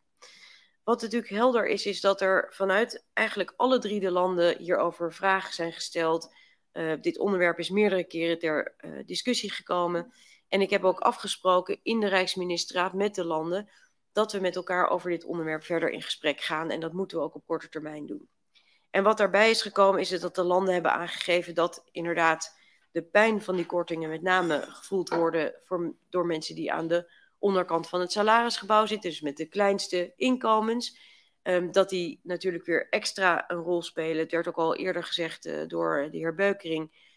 Extra pijnlijk worden door de verhoogde prijzen als gevolg van inflatie door de situatie in Oekraïne. En dat er dus ook goed moet worden gekeken hoe dat kan worden ingevuld. Wat ook daar weer speelt, denk ik, is ook weer die 2 kanten. Aan de ene kant heb ik zeer veel begrip ook voor het feit dat voor mensen met een klein inkomen dit een extra grote last is. Aan de andere kant zijn de salarislasten voor de landen heel groot, drukken erg sterk op hun begrotingen. En moet er dus ook echt wel worden gekeken hoe we dit kunnen oplossen. En mijn hoop is ook dus dat ik daar samen met de landen over kan spreken. Omdat namelijk die 2 kanten er gewoon heel duidelijk ook aan zitten. Voorzitter, deze kant. Helemaal op links. Heer Schalk met een korte vraag. Ja, voorzitter, dank voor het antwoord rondom dit thema van de staatssecretaris. En ik begrijp uit haar woorden dat er dus nog teruggekeken gaat worden en verder gesproken wordt over dit onderwerp. Het is natuurlijk altijd een beetje gevaarlijk om uit allerlei gesprekken die we hebben gehad te citeren. Maar een van de dingen die me wel is bijgebleven is dat er gemeld werd dat met name op sommige plaatsen de vergoedingen zijn aangepast. En vervolgens de salarissen zijn naar beneden gehaald. Maar mensen van schaal 6, 7 en 8 die hebben geen vergoedingen. Dus die lopen... Maar die hebben wel, zeg maar, die korting van 12,5%. Dus misschien dat er ook naar het complete verhaal dan even gekeken kan worden. Ook wat er in de aanloop naar deze situatie is gebeurd. Want ik denk dat het wel verstandig is dat we dat duidelijk. Ik denk dat ik ook even de vraag van de heer Ester daaraan toevoeg. Ik kan me herinneren dat hij in eerste termijn ook voor dit vraagstuk belangstelling had. Dank voorzitter. De vraag van de heer Schalk die heb ik ook meegekregen op de eilanden. Daar aan de bovenkant van het salarisgebouw, dat de vergoedingen dan omhoog gaan. Hè. Dus, mijn vraag is, u had het over dat een gedifferentieerde aanpak mogelijk is. Dat spreekt mij aan, want dat biedt ook een oplossing wellicht voor dit probleem. Maar is die gedifferentieerde aanpak een aanpak binnen de overeengekomen bezuiniging? Ik bedoel, dat plafond of dat minimum dat ligt vast en daarbinnen kan gedifferentieerd worden. Of is ook het plafond op zich rekbaar? Mag ik er nog 1 vraag aan toevoegen? Zeker, dat mag u. Omdat mevrouw nu beeld, Jorisma. volgens mij ontstaat nu een beetje het beeld dat het verplicht was om 12,5% tekort op iedereen. Volgens mij is dat nooit zo geweest. Is het altijd gegaan over het totaal van de kosten. En hebben de eilanden vervolgens het zelf vertaald naar iedereen 12,5% korten. Ja, dat klinkt wel lekker populair, maar maakt natuurlijk voor de mensen aan de onderkant het heel moeilijk. En ik vind nog steeds dat 12,5% moet kunnen. Maar ik hoor de staatssecretaris daar graag bij over, maar dan wel zodanig, ik zou zeggen onder schaal 12 niet korten. Klaar, punt. Oké, misschien dat is ook helder. Misschien dat de staatssecretaris die 3 elementen kan meenemen in de afronding van dit blokje over de 12,5%. Ja, misschien om dat nog een keer inderdaad aan te geven. Het is dus aan de landen zelf geweest inderdaad om het in te vullen op de manier waarop ze het hebben ingevuld. En dat is ook per eiland verschillend gebeurd. Bijvoorbeeld op feitelijke kortingen of soms ingevuld met vrije dagen of op andere manieren. Waar het over ging natuurlijk gaat over het bereiken van een daling van de totale loonsom van de overheid. Om daarmee te bezien in welke mate je ook daadwerkelijk een deel van de lasten die de landen hadden, met name natuurlijk heel erg in de pandemie ook een grote extra zorg, hoe die kunnen worden beperkt. Er zijn ook andere afspraken gemaakt over de hoge salarissen van politici, over de invoering van de WNT. Dus er zijn meerdere afspraken met elkaar gemaakt, maar de landen konden het zelf invullen.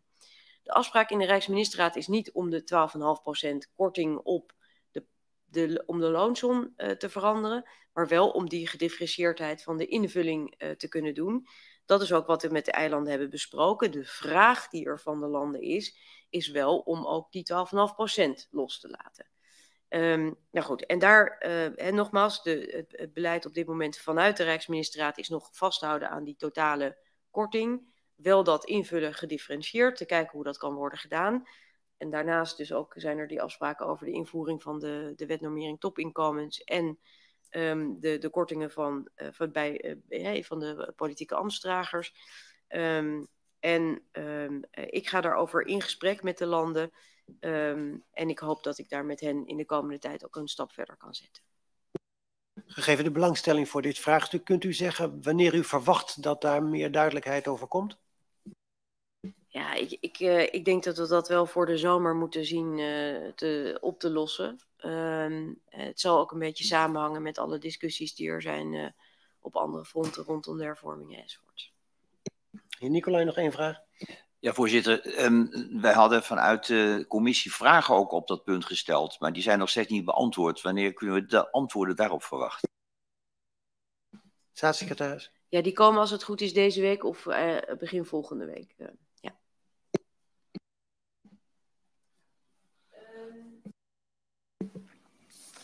Dan ga ik naar de vraag van de heer Beukering over het onderwerp van de bestuurscultuur. Ik weet niet helemaal of dat alleen over de landen gaat of ook over Caribisch Nederland. Maar de kern is natuurlijk dat het altijd zo is dat het van belang is om met elkaar te kunnen werken op basis van vertrouwen en in samenwerking.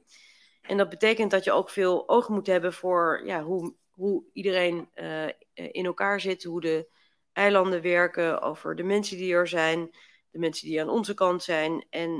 En dat zal toch echt wel een traject zijn waarbij we elkaar steeds weer opnieuw moeten zien te vinden. En ik ben blij dat mijn eerste reis op zich goed is gegaan, maar het is ook wel van belang dat we ook in de vervolgende stappen met elkaar steeds weer in gesprek blijven, proberen de goede stappen te zetten. En dat gaat niet altijd van een leien dakje. En dat betekent dus veel aandacht en tijd investeren in elkaar. Het is ook om die reden dat ik heb gezegd dat ik het zo belangrijk vind dat er ook weer meer structureel overleg is. Zowel met de landen als met de bestuurscolleges van Caribisch Nederland. Omdat we tot nu toe eigenlijk meer ad hoc met elkaar spraken. En ik het zo belangrijk vind dat we met de landen ook voorafgaand bijvoorbeeld aan de vergaderingen van de Rijksministerraad met elkaar zitten. Om die agenda's door te spreken. Om met elkaar überhaupt te spreken over thema's die van belang zijn. Ook gestructureerd overleg tussen mij 1 op 1 met de premiers en eventuele andere afvaardigingen vanuit de regering van de landen. En los daarvan dus ook met de bestuurscolleges. Omdat ik ervan overtuigd ben dat veel met elkaar in discussie zijn, elkaars pijnpunten horen, wat goed gaat en niet goed gaat, van belang is om stappen vooruit te zetten. En dat ga ik overigens ook doen met mijn collega's hier in Den Haag, omdat het natuurlijk helder is dat veel van de departementen een rol spelen op, of dat nou gaat over justitie of over zorg of over onderwijs, zowel in de landen als op de eilanden. Als u dan vraagt van hoe kijkt u aan tegen die bestuurscultuur, ja, dat is dus nog spannend, gewoon om in de komende tijd met elkaar een goede weg te vinden om gezamenlijk zodanig te kunnen samenwerken dat we ook echt verder komen. En mijn intentie is daarbij, en ook daarbij wil ik steeds voor ogen houden, dat het gaat over de mensen die er wonen. Over het hen helpen hun leven in te richten op een manier die voor hen belangrijk is. Om te zorgen dat er goede sociale condities zijn.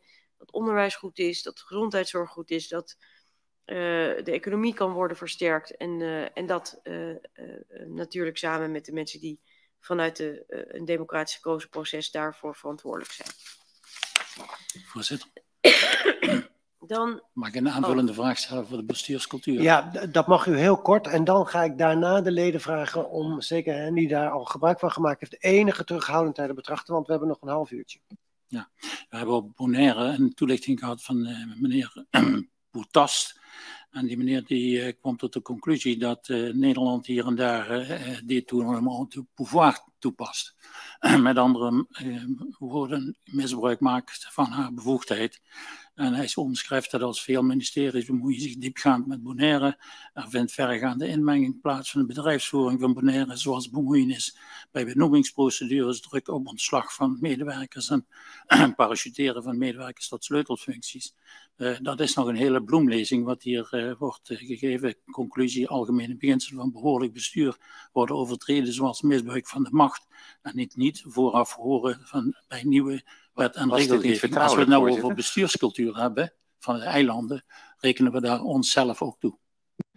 Ja, ik laat het antwoord aan de staatssecretaris over, maar we moeten denk ik wel uitkijken om mensen persoonlijk te noemen waar we mee gesproken hebben, want dat zijn mensen die de staatssecretaris misschien niet gesproken heeft en dan wordt het een ingewikkeld onderdeel van het gesprek.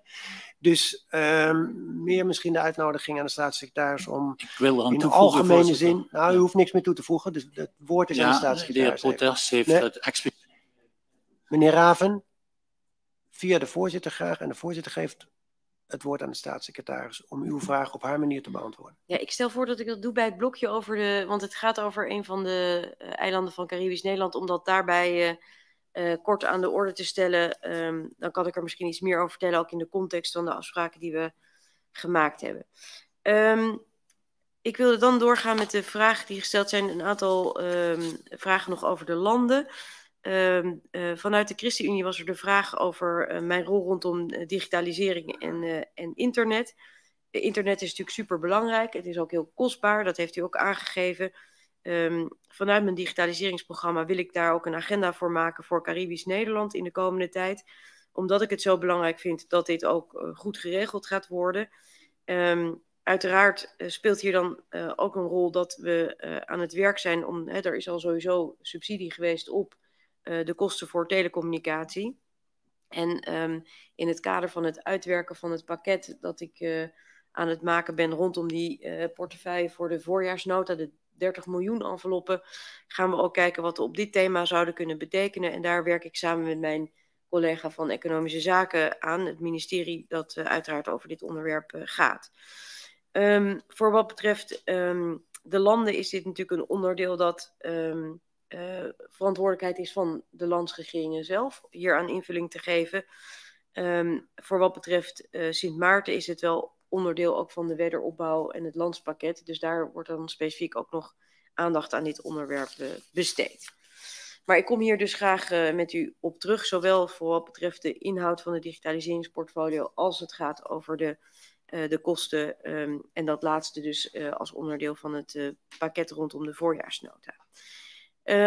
De vraag van de heer Beukering ging ook nog over nee, dat was niet van de heer Beukering, sorry. Dat was van de heer Dietrich over de cultuursector.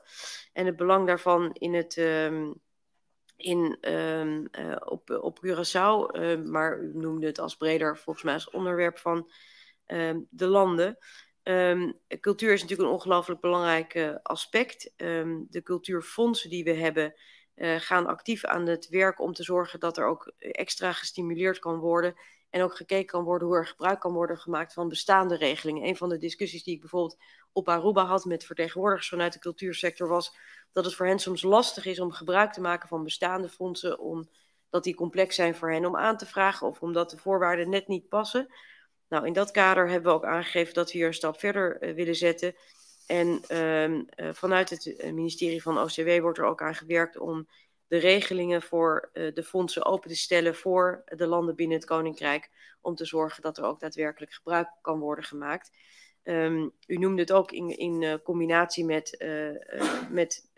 de wenselijkheid dat er aandacht en tijd wordt besteed aan deze onderwerpen. En in dat kader, natuurlijk ook gerelateerd aan dit onderwerp, is er veel aandacht voor het thema rondom slavernij en het slavernijverleden. De heer Dietrich stelde ook nog een vraag over het inzetten van de diaspora. Een van de thema's die ik ook genoemd heb in de hoofdlijnenbrief. Ik heb een bijeenkomst gehad en wil daar ook graag mee doorgaan. Met mensen die in Nederland wonen en geboren zijn en gewerkt hebben soms, of een deel van hun opleidingen gevolgd hebben op een van de 6 eilanden. En ik heb gemerkt dat het heel fijn is niet alleen met hen te spreken over hoe kijken jullie aan tegen wat er gebeurt en welke ontwikkelingen relevant zijn, maar zeker ook te spreken over het verstevigen van kennis en kunde in Nederland over wat er in het Caribisch deel van het Koninkrijk gebeurt. Maar ook bijvoorbeeld proberen een beter antwoord te vinden op een onderwerp dat ook door een van u werd genoemd, namelijk de vraag hoe we kunnen zorgen dat er ook meer ondersteuning komt voor bijvoorbeeld het versterken van het bestuurlijk apparaat op de eilanden. Dus bijvoorbeeld door te kijken of mensen vanuit de diaspora bereid zouden zijn voor kortere of idealiter voor langere tijd ook weer te gaan werken op de eilanden en daarmee hun opgedane kennis en kunde en hun vaardigheden in te zetten om ervoor te zorgen dat er een sterkere en verstevigder uitvoeringscapaciteit is. Dat is de vraag van de heer Rozenmuller over een meer vliegende start. Beter gezegd, het niet alleen maar de vliegende start verlengen door een conferentie tussen de landen op te zetten. Ik ben het zeer eens met het idee dat we ook meer met de landen samen moeten spreken. Ook over de lange termijn en de toekomst. Ik heb daar al eerder iets meer over gezegd. Ook vanuit de motie van Raak is daar denk ik is dat ook nodig en dat biedt ook de ruimte. Er wordt nu gewerkt vanuit een werkgroep aan dat onderwerp. En ik denk dat het ook goed is om dat ook verder te gaan inzetten en daar met elkaar te gaan kijken. Om daarmee te kijken niet alleen maar naar de toekomst in termen van bestuurlijke verhoudingen, ook de toekomst economisch gezien, enzovoort, enzovoort. Dus het idee daar met elkaar veel meer over te spreken vind ik een belangrijke factor. En ik wil daar ook graag een bijdrage aan leveren. U sprak ook nog over het groeifonds en hoe we dat toegankelijk kunnen maken. Dat is nog best complex, want we hebben dat vastgelegd in het coalitieakkoord. Met name juridisch is het complex, omdat je daar de wetgeving moet veranderen. Maar we gaan er wel in de komende maanden aan werken hoe we dat kunnen inzetten. En hoe we kunnen zorgen dat er ook daadwerkelijk voor garantiefondsen, subsidietrajecten enzovoort ruimte komt. Zodat dat kan worden ingezet waar het ook voor bedoeld is. Namelijk het versterken van de economie en daarmee ook de sociale structuur. Misschien een klein moment een vraag van de heer Recour. Ja, over hoe gaan we op de lange termijn een positieve toekomst voor het Koninkrijk inrichten. Het Koninkrijk is gebaseerd op giftige grond van kolonialisme en slavernij. Nu hoorde ik u al zeggen, de slavernij gaan we meer aandacht aan geven. Maar je hebt geen positieve toekomst als je bouwt op gifgrond, zou ik zeggen. Dan krijg je ook giftige vruchten. Dus mijn vraag is, op welke manier wordt daar aandacht aan besteed, concreet, in het kader van in de toekomst met elkaar door kunnen? En dat gaat niet alleen over lange termijn, dat gaat ook over de geschillenregeling, maar ook over de co-houwer. Het gif zit overal in. Ja, Staatssecretaris. Ik denk dat het de kern is, als het gaat over het slavernijverleden, zijn er natuurlijk afspraken over gemaakt. Er is een rapport gemaakt en het kabinet zal daar op niet al te lange termijn een reactie over maken. En dan hebben we het inderdaad niet alleen over het terugkijken naar wat is er gebeurd, maar natuurlijk ook over de vraag wat betekent dat voor onze toekomstige verhoudingen. En ik denk dat het ongelooflijk belangrijk is om dat thema steeds weer aan de orde te hebben, want dat heb ik ook gezien in de gesprekken die ik heb gevoerd. Hoe voor sommigen, overigens ook weer heel wisselend per eiland, maar voor sommige mensen een ongelooflijk belangrijk deel nog is van de problematiek die dagelijks wordt ervaren. Ik heb daar vorige keer ook al iets meer over gezegd. Maar ook hoe dat onze verhoudingen soms inderdaad bemoeilijkt. En dat daar moeten we met elkaar uit zien te komen. Want als dat niet gebeurt inderdaad, dan blijft er te veel een sfeer van wantrouwen of tegenstellingen. En dat helpt niet om gezamenlijk verder te komen onder die paraplu die we hebben, namelijk ons gemeenschappelijk koninkrijk.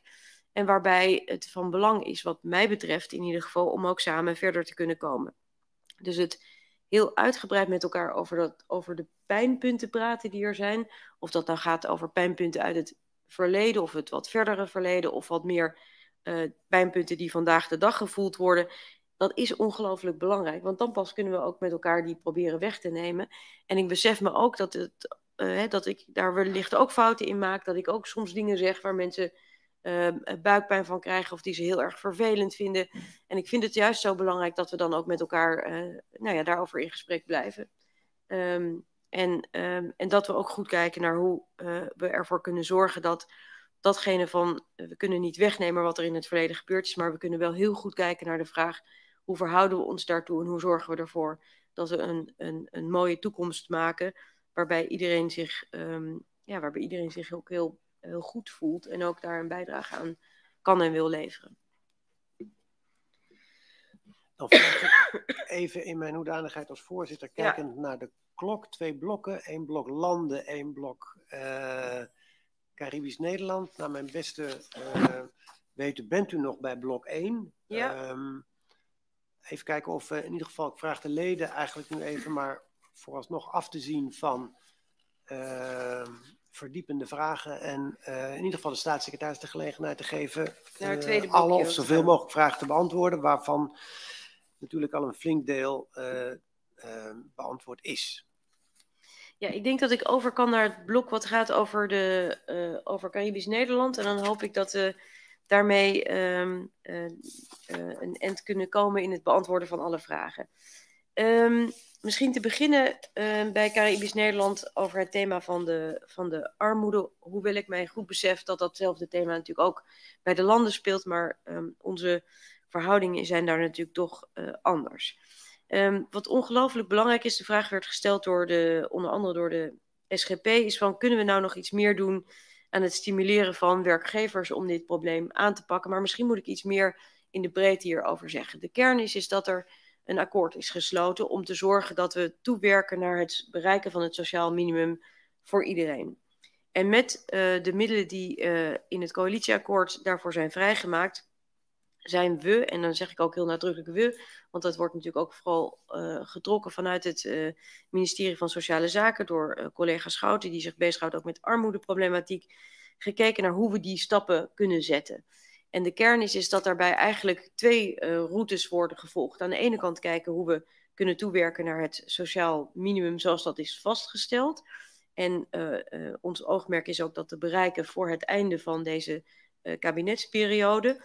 Door inderdaad te werken aan het verhogen van de uitkeringen. Maar dan moeten natuurlijk ook de werkgevers mee in het verhogen van de lonen. En aan de andere kant ook te kijken wat we kunnen doen aan het verminderen van de kosten van levensonderhoud.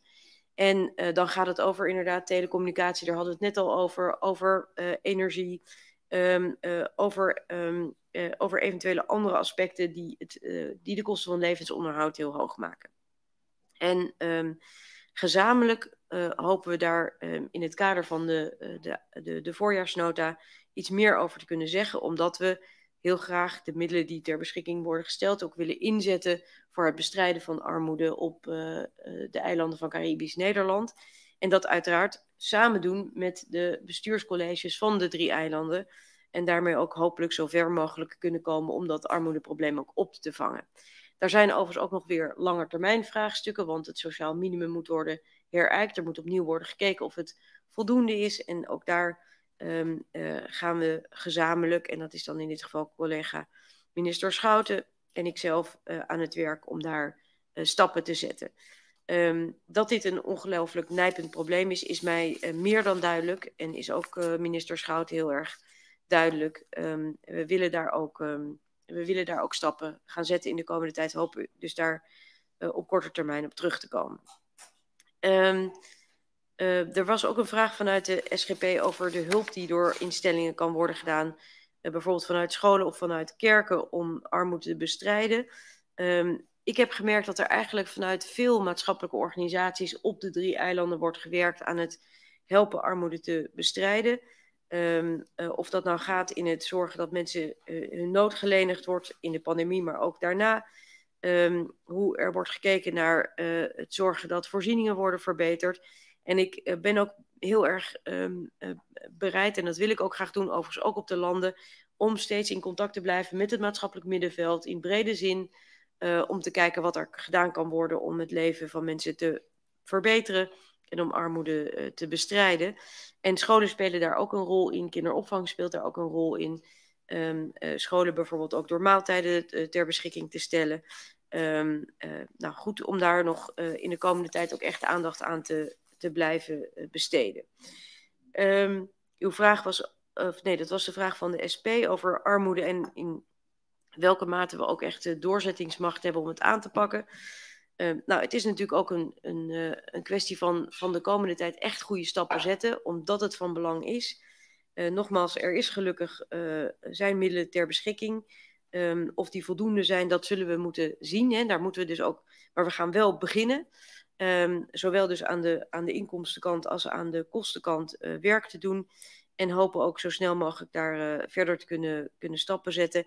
Overigens hebben we in het kader van bijvoorbeeld het pakket dat ook in Nederland is gemaakt voor het bestrijden van die hogere kosten van energie ook een pakket voor de BES-eilanden ingezet met accijnzen en ook kijken naar energieprijzen. Er wordt gewerkt aan kinderopvang. Er zijn dus allerlei programma's die er lopen. Maar van belang blijft dus ook om dit heel goed scherp te houden, om te zien of dat wat we doen ook voldoende werkt. En gelukkig is het zo dat we dat ook in goed overleg doen met de vertegenwoordigers op de eilanden, de bestuurscolleges daar. Dan zijn er vragen gesteld door de heer Recour, de heer Dietrich, de heer Beukering over het vraagstuk van de coördinatie. En daar zal ik ook aan toevoegen het stuk de vraag die nog door de heer Raven werden gesteld. Om te zorgen dat zoveel mogelijk we tot coördinatie kunnen komen, is mijn idee dat we dus meer met elkaar overleggen. En dat is ook heel erg nodig. Dus ook uitkomsten van die studies die gedaan zijn, IBO-studie, Raad van State-studie. Probeer nou niet alle ministeries los van elkaar, hoewel er natuurlijk allerlei verantwoordelijkheden zijn, maar zoveel mogelijk in samenhang te werken. Niet alleen bestuurlijk overleg, maar ook wil ik komen tot bestuurlijke afspraken met de 3 eilanden, zowel met het nog huidige college en na de verkiezingen volgend jaar met de eventuele nieuwe bestuurscolleges, om te kijken hoe we met elkaar aan het werk kunnen problemen aan te pakken, de goede afspraken maken, die gedeeld zijn natuurlijk, maar vooral ook om te zorgen dat er gewerkt wordt, ook met steun vanuit Nederland, aan de juiste problemen. En dat ook is, u stelde die vraag ook niet alleen maar op basis van een keertje investeren, omdat er toevallig op het budget van een ministerie nog een beetje geld is, maar hoe we dat ook gestructureerd kunnen aanpakken, zodat er niet een installatie is die daarna niet meer kan worden onderhouden bijvoorbeeld. Dus bestuurlijk overleg inzetten, ook bewindspersonenoverleg hier in Nederland. Dus zorgen dat ik met mijn collega's zoveel mogelijk contact hou. En op die manier hoop ik dat we zoveel mogelijk aan elkaar kunnen breien. Belangrijk overigens ook onderdeel van dat hele vraagstuk van die coördinatie is natuurlijk het versterken van de bestuurskracht. Ook daar hebben we middelen voor ter beschikking. Willen we ook heel veel samenwerken, willen we ook zorgen dat er uitwisselingen zijn. Mensen vanuit de eilanden naar Nederland kunnen komen, samen kunnen werken, ook met gemeenten. Vaak een veel interessanter bestuursorgaan om mee samen te werken dan het ministerie of de ministeries, omdat er sprake is van hulp nodig bij de aanleg van wegen of afvalproblematiek, wat natuurlijk in Nederland veel meer een gemeentelijke activiteit is. Dan over het thema van de differentiatie in de toedeling van financiële middelen. Door een aantal van u zijn daar vragen over gesteld. Er is inderdaad zoiets als de dondernorm. Mevrouw Jootsma is er niet, maar die vroeg daarnaar. Die ooit is ingesteld om inderdaad een verdeling te maken als er middelen generiek ter beschikking komen. Ik heb niet direct het beeld dat we daar snel iets aan moeten doen, maar het is altijd goed om weer te kijken of die verdeling nog klopt. Bijvoorbeeld op basis van hoeveelheden mensen die op de eilanden werken. of anderszins. Sowieso heb ik ook aangekondigd verder werk te doen om inzicht te krijgen in de vrije uitkeringen en de hoogte daarvan en of die voldoende zijn om het werk op de eilanden te doen. In het kader van ook weer dat voorjaarsnotapakket gaan we daar naar kijken, maar wel belangrijk om dat ook op langere termijn te blijven doen. Als het dan gaat over die differentiatie, dan vind ik dat eigenlijk best een ingewikkeld vraagstuk. En waarom ik het ingewikkeld vind, is omdat het natuurlijk uiteindelijk gaat om dat dat de eilanden van Caribisch Nederland ook daadwerkelijk de mensen die daar wonen hen toekomt, dat ze krijgen wat hen toekomt. En dat het niet toevallig is op basis van een iets meer of minder effectief bestuur om meer of minder geld te krijgen. Het zou niet zo mogen zijn dat als je in de armoede en ellende zit op Sint-Eustatius, dat je dan minder krijgt dan op Saba of andersom. Dus ik vind het heel erg belangrijk dat er weliswaar wel gedifferentieerd kan worden, bijvoorbeeld in het maken van die bestuurlijke afspraken in de mate waarin we heel precies zijn over waar we vinden dat middelen naartoe moeten. Misschien kunnen we daarin differentiëren. Maar ik vind het wel belangrijk dat we ook steeds weer voor ogen houden datgene wat we beogen, namelijk het zorgen dat we goede dingen doen voor de mensen die op de eilanden wonen. Daar gaan we dus ook in het kader van de voorjaarsnota verder mee aan het werk. In relatie daartoe dus ook het punt wat door de heer Raven wordt aangegeven. Wat ontzettend belangrijk is natuurlijk dat we echt ook een goede samenwerking behouden. De openbaar lichamen zijn openbaar lichamen, functioneren min of meer als gemeente. Het is niet de bedoeling dat wij daar van alles gaan voorschrijven en voorzeggen. Wat wel belangrijk is natuurlijk met elkaar goede afspraken te maken. En daarom vind ik die bestuursovereenkomsten, die afspraken met elkaar om te komen tot wat gaan we nou gezamenlijk wel of niet aanpakken, ongelooflijk belangrijk. En daar zitten twee kanten aan. Dus vanuit onze kant het zorgen dat we middelen ter beschikking stellen, mensen ter beschikking stellen, zorgen dat er capaciteiten zijn. En vanuit de openbaar lichamen zelf natuurlijk ook dat er dan uitvoering kan worden gegeven aan de middelen die er zijn. Of dat nou gaat over het investeren in duurzame energie, of het gaat over het aanleggen van wegen, of aanpakken van armoedeproblematiek. Maar ook dat er bijvoorbeeld aandacht is voor handhaving van regelgeving, wat een belangrijk vraagstuk ook zal blijven in de komende tijd. Dan vragen vanuit onder andere de heer Rozenmuller, maar ook anderen hebben gevraagd over hoe staat het nou met de mediation op Statia. En ik heb vorige week nog een gesprek gevoerd met de eilandraad die hier op bezoek was. Volgens mij ook bij u op bezoek is geweest, met een aantal van u heeft gesproken. En ik heb uiteraard ook contact met de twee regeringscommissarissen, of de regeringscommissaris en haar plaatsvervanger, om ervoor te zorgen dat er hopelijk zo snel mogelijk een uitkomst is uit dat mediation traject. Ik steun dat traject. Ik heb dat vanaf het begin ook aangegeven. Maar het is natuurlijk wel belangrijk dat er ook een uitkomst komt. En ik hoop dat het ook een positieve uitkomst is, namelijk dat beide partijen in staat zijn met elkaar tot afspraken te komen. Onderdeel van het mediation traject zijn eigenlijk 3 stromen. Het gaat over het terugkeren naar de democratie. In welke stappen zou dat dan moeten kunnen plaatsvinden binnen de context van de wet die daarvoor is. Het gaat over afspraken maken rondom waar gaan we in de komende tijd eigenlijk die bestuursovereenkomst, die bestuursafspraken, waar gaan we in de komende tijd op inzetten als het gaat over inhoudelijke thema's. Of het over armoede is of wegen of over huisvesting. En het gaat over het maken van een gezamenlijke regeling van werkzaamheden.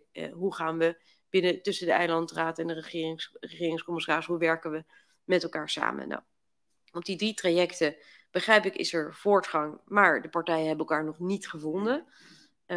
Het is van belang dat traject, een van onze directeuren is op dit moment ook, of gaat deze week naar Statia, om met hen daar ook verder over te overleggen. De partijen hebben aangegeven dat ze ongeveer een maand nodig hadden na het bezoek dat er is gebracht, dus een week of 3 nog vanaf nu. Ik hoop dat dat dus ook leidt tot helderheid. Want ja, goed, als er geen helderheid komt, dan moet ik natuurlijk een keuze gaan maken. En ik zou het heel onprettig vinden als we tot zo'n situatie moeten geraken. Uiteraard, nou ja, de context is helder, de wet die hier geldt, de afspraken. Maar het is natuurlijk heel fijn als we wel met elkaar kunnen komen tot afspraken. Wat dan, er is een motie inderdaad aangenomen in de Kamer die zegt minimaal moet er bij de volgende verkiezingen sprake zijn van dat er ook gedeputeerden kunnen worden benoemd. De ambities van de Eilandraad zijn hoger. Die willen eigenlijk al veel eerder dat deel bereiken. De regeringscommissarissen zijn nogmaals daar met hen over in overleg. En ik hoop dat er zo snel mogelijk helderheid komt. Maar ik zal u zorgen dat er wanneer er wel over een maand ongeveer of 3 weken dat traject is afgerond, dat er dan ook helderheid is. Na die periode zal ik zelf ook weer een bezoek brengen aan Statia. En hoop ik dus dat we ook er een uitslag zal zijn. Dat was ook nog de vraag van mevrouw Jorritsma. En van... ja, de vraag van de heer Recour was ook nog van, kunt u ook een vaste termijn geven? Nou, die kan ik dus niet echt geven, omdat het traject nog loopt. Maar ik vind het wel van belang dat we ook wel, dat die route-tijdtabel, zoals die dan zo heet, wel ook echt, dat de uitkomst van de mediation is, dat dat ook zo concreet mogelijk is. Omdat dat ook helderheid geeft voor iedereen op het eiland in wanneer gaan we weer terug naar de normale situatie. Die overigens ook door mij zeer gewenst is, laat ik daar helder over zijn. Dat ingrijpen is natuurlijk een zeer heftig instrument en het is ook van belang dat gebeurt. Tegelijkertijd heeft de wet aangegeven is de wet die gaat over dit traject. En nou hebben ook vele leden van de Tweede Kamer aangegeven. Iets wat ik ook deel, is dat zo'n stappenplan natuurlijk ook zorgvuldig moet kunnen worden uitgevoerd. En dat we ook zeker moeten weten dat het goed gaat. Dan was er een vraag, waren er meerdere vragen over verschillende onderwerpen. Dan was de vraag van de PvdA over het project Bolivia. Plannen daarover zijn bij ons bekend. Het is aan het openbaar lichaam om daar keuzes in te maken. Belangrijk is natuurlijk dat ruimtelijke ontwikkeling goed wordt vastgelegd. En we zijn daar ook mee bezig. Mijn collega Hugo de Jonge gaat voor de zomer een agenda opstellen over zowel ruimtelijke ordening als de volkshuisvestingsvragen op de eilanden. En het is dus belangrijk dat er ook goede ruimtelijke plannen komen voordat er ook daadwerkelijk wordt invulling gegeven aan projecten. Dan de vraag vanuit de SP over Sargassum, dus de problematiek op Bonaire met het zeewier, dat kwalijk is voor de natuur. Het ministerie van Landbouw geeft daarvoor middelen aan het openbaar lichaam. En het openbaar lichaam zet samen met de natuurorganisatie Stinapa stappen om het voor elkaar te krijgen. Er is dus geld ter beschikking gesteld. Er zijn nog verder geen aanvragen voor verdere middelen die bij mij bekend zijn, of althans bij het ministerie van Landbouw. Wel is het zo dat ook in het kader van het coalitieakkoord afspraken zijn gemaakt om te investeren in natuurbehoud en in landbouw op de eilanden. En ook daarover komt bij voorjaarsnota wordt meer bekend. Voorzitter? Korte vraag van. Een hele korte vraag, want ja, er is geld, 1 ton, maar er is nog 4 ton nodig. U zegt er zijn geen aanvragen bekend. Is dat een hint om aan Stinapa te zeggen, doe een aanvraag voor die 4 ton? Staatssecretaris. Ja, het is altijd goed om aan ons kenbaar te maken. Ik bedoel, even los van of we dat ook daadwerkelijk kunnen honoreren van wat is er nodig om de problematiek aan te pakken. En dan zullen we daar altijd zorgvuldig naar kijken.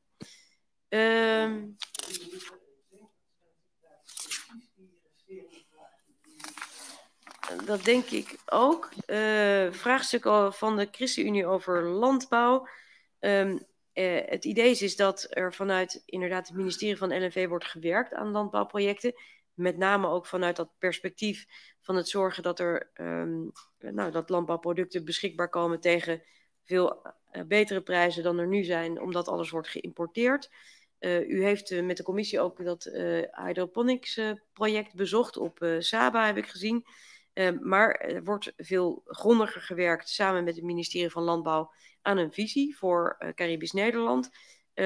En ook daarbij daarover zal wat meer bekend worden bij voorjaarsnota. Want dan wordt er gesproken over de toekenning van de enveloppen aan de verschillende trajecten. Vanuit de OSF een vraag over vrij verkeer tussen de gemeenten. Praktisch gezien is het zo dat er geen officiële rechtstreekse verbindingen zijn. Dus vaak moet er worden gereisd via de landen. En dat betekent inderdaad dat je dan vaak te maken hebt met het reizen en het nodig hebben van reisdocumenten. Mij is niet zozeer bekend dat mensen dat een heel ingewikkeld vraagstuk vinden. Wel dat de kosten van de verplaatsingen een groot onderwerp zijn. En daarover wordt dan ook met het ministerie van INW gesproken. Er zijn daar studies naar gedaan en wordt gekeken wat er kan worden gedaan om die kosten ook draaglijker te maken. Met name natuurlijk voor de mensen die wonen op de eilanden.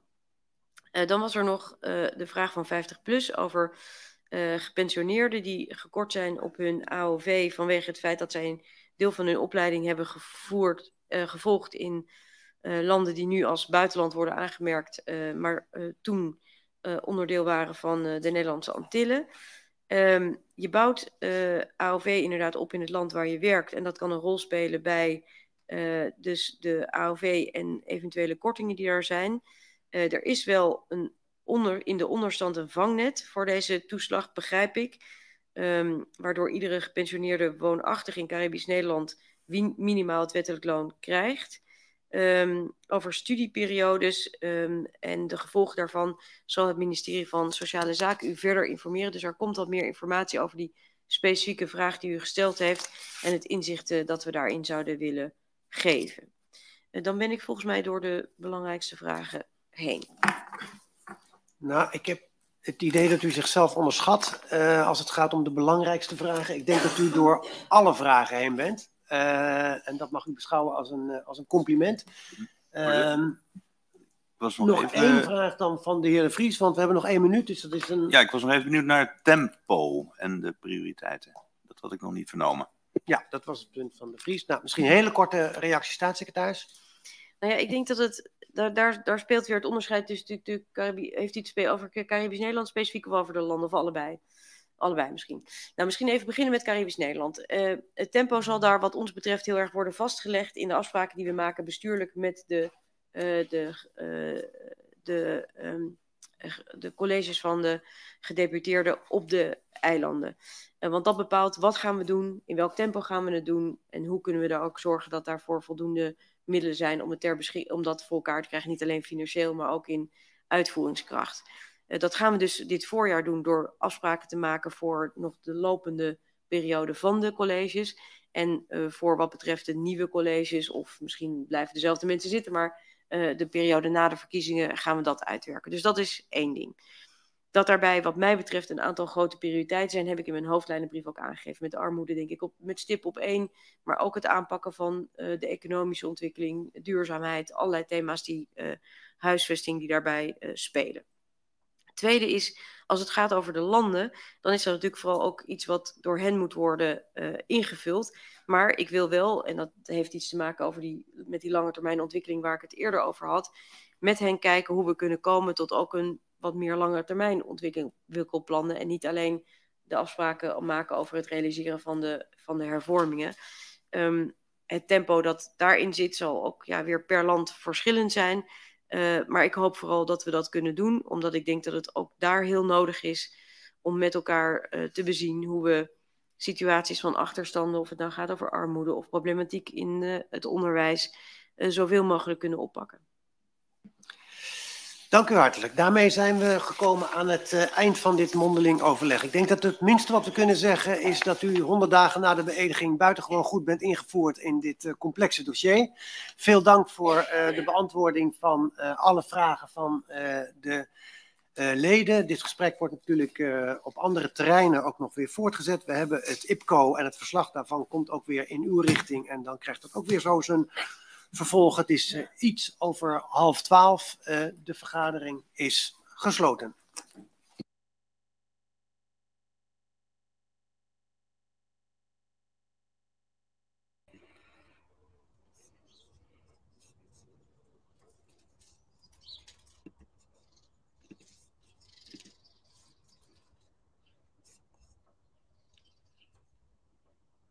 Permitimi gradisi sunang kosiginos. Danki popos nang sandalan tatrim pango no so we.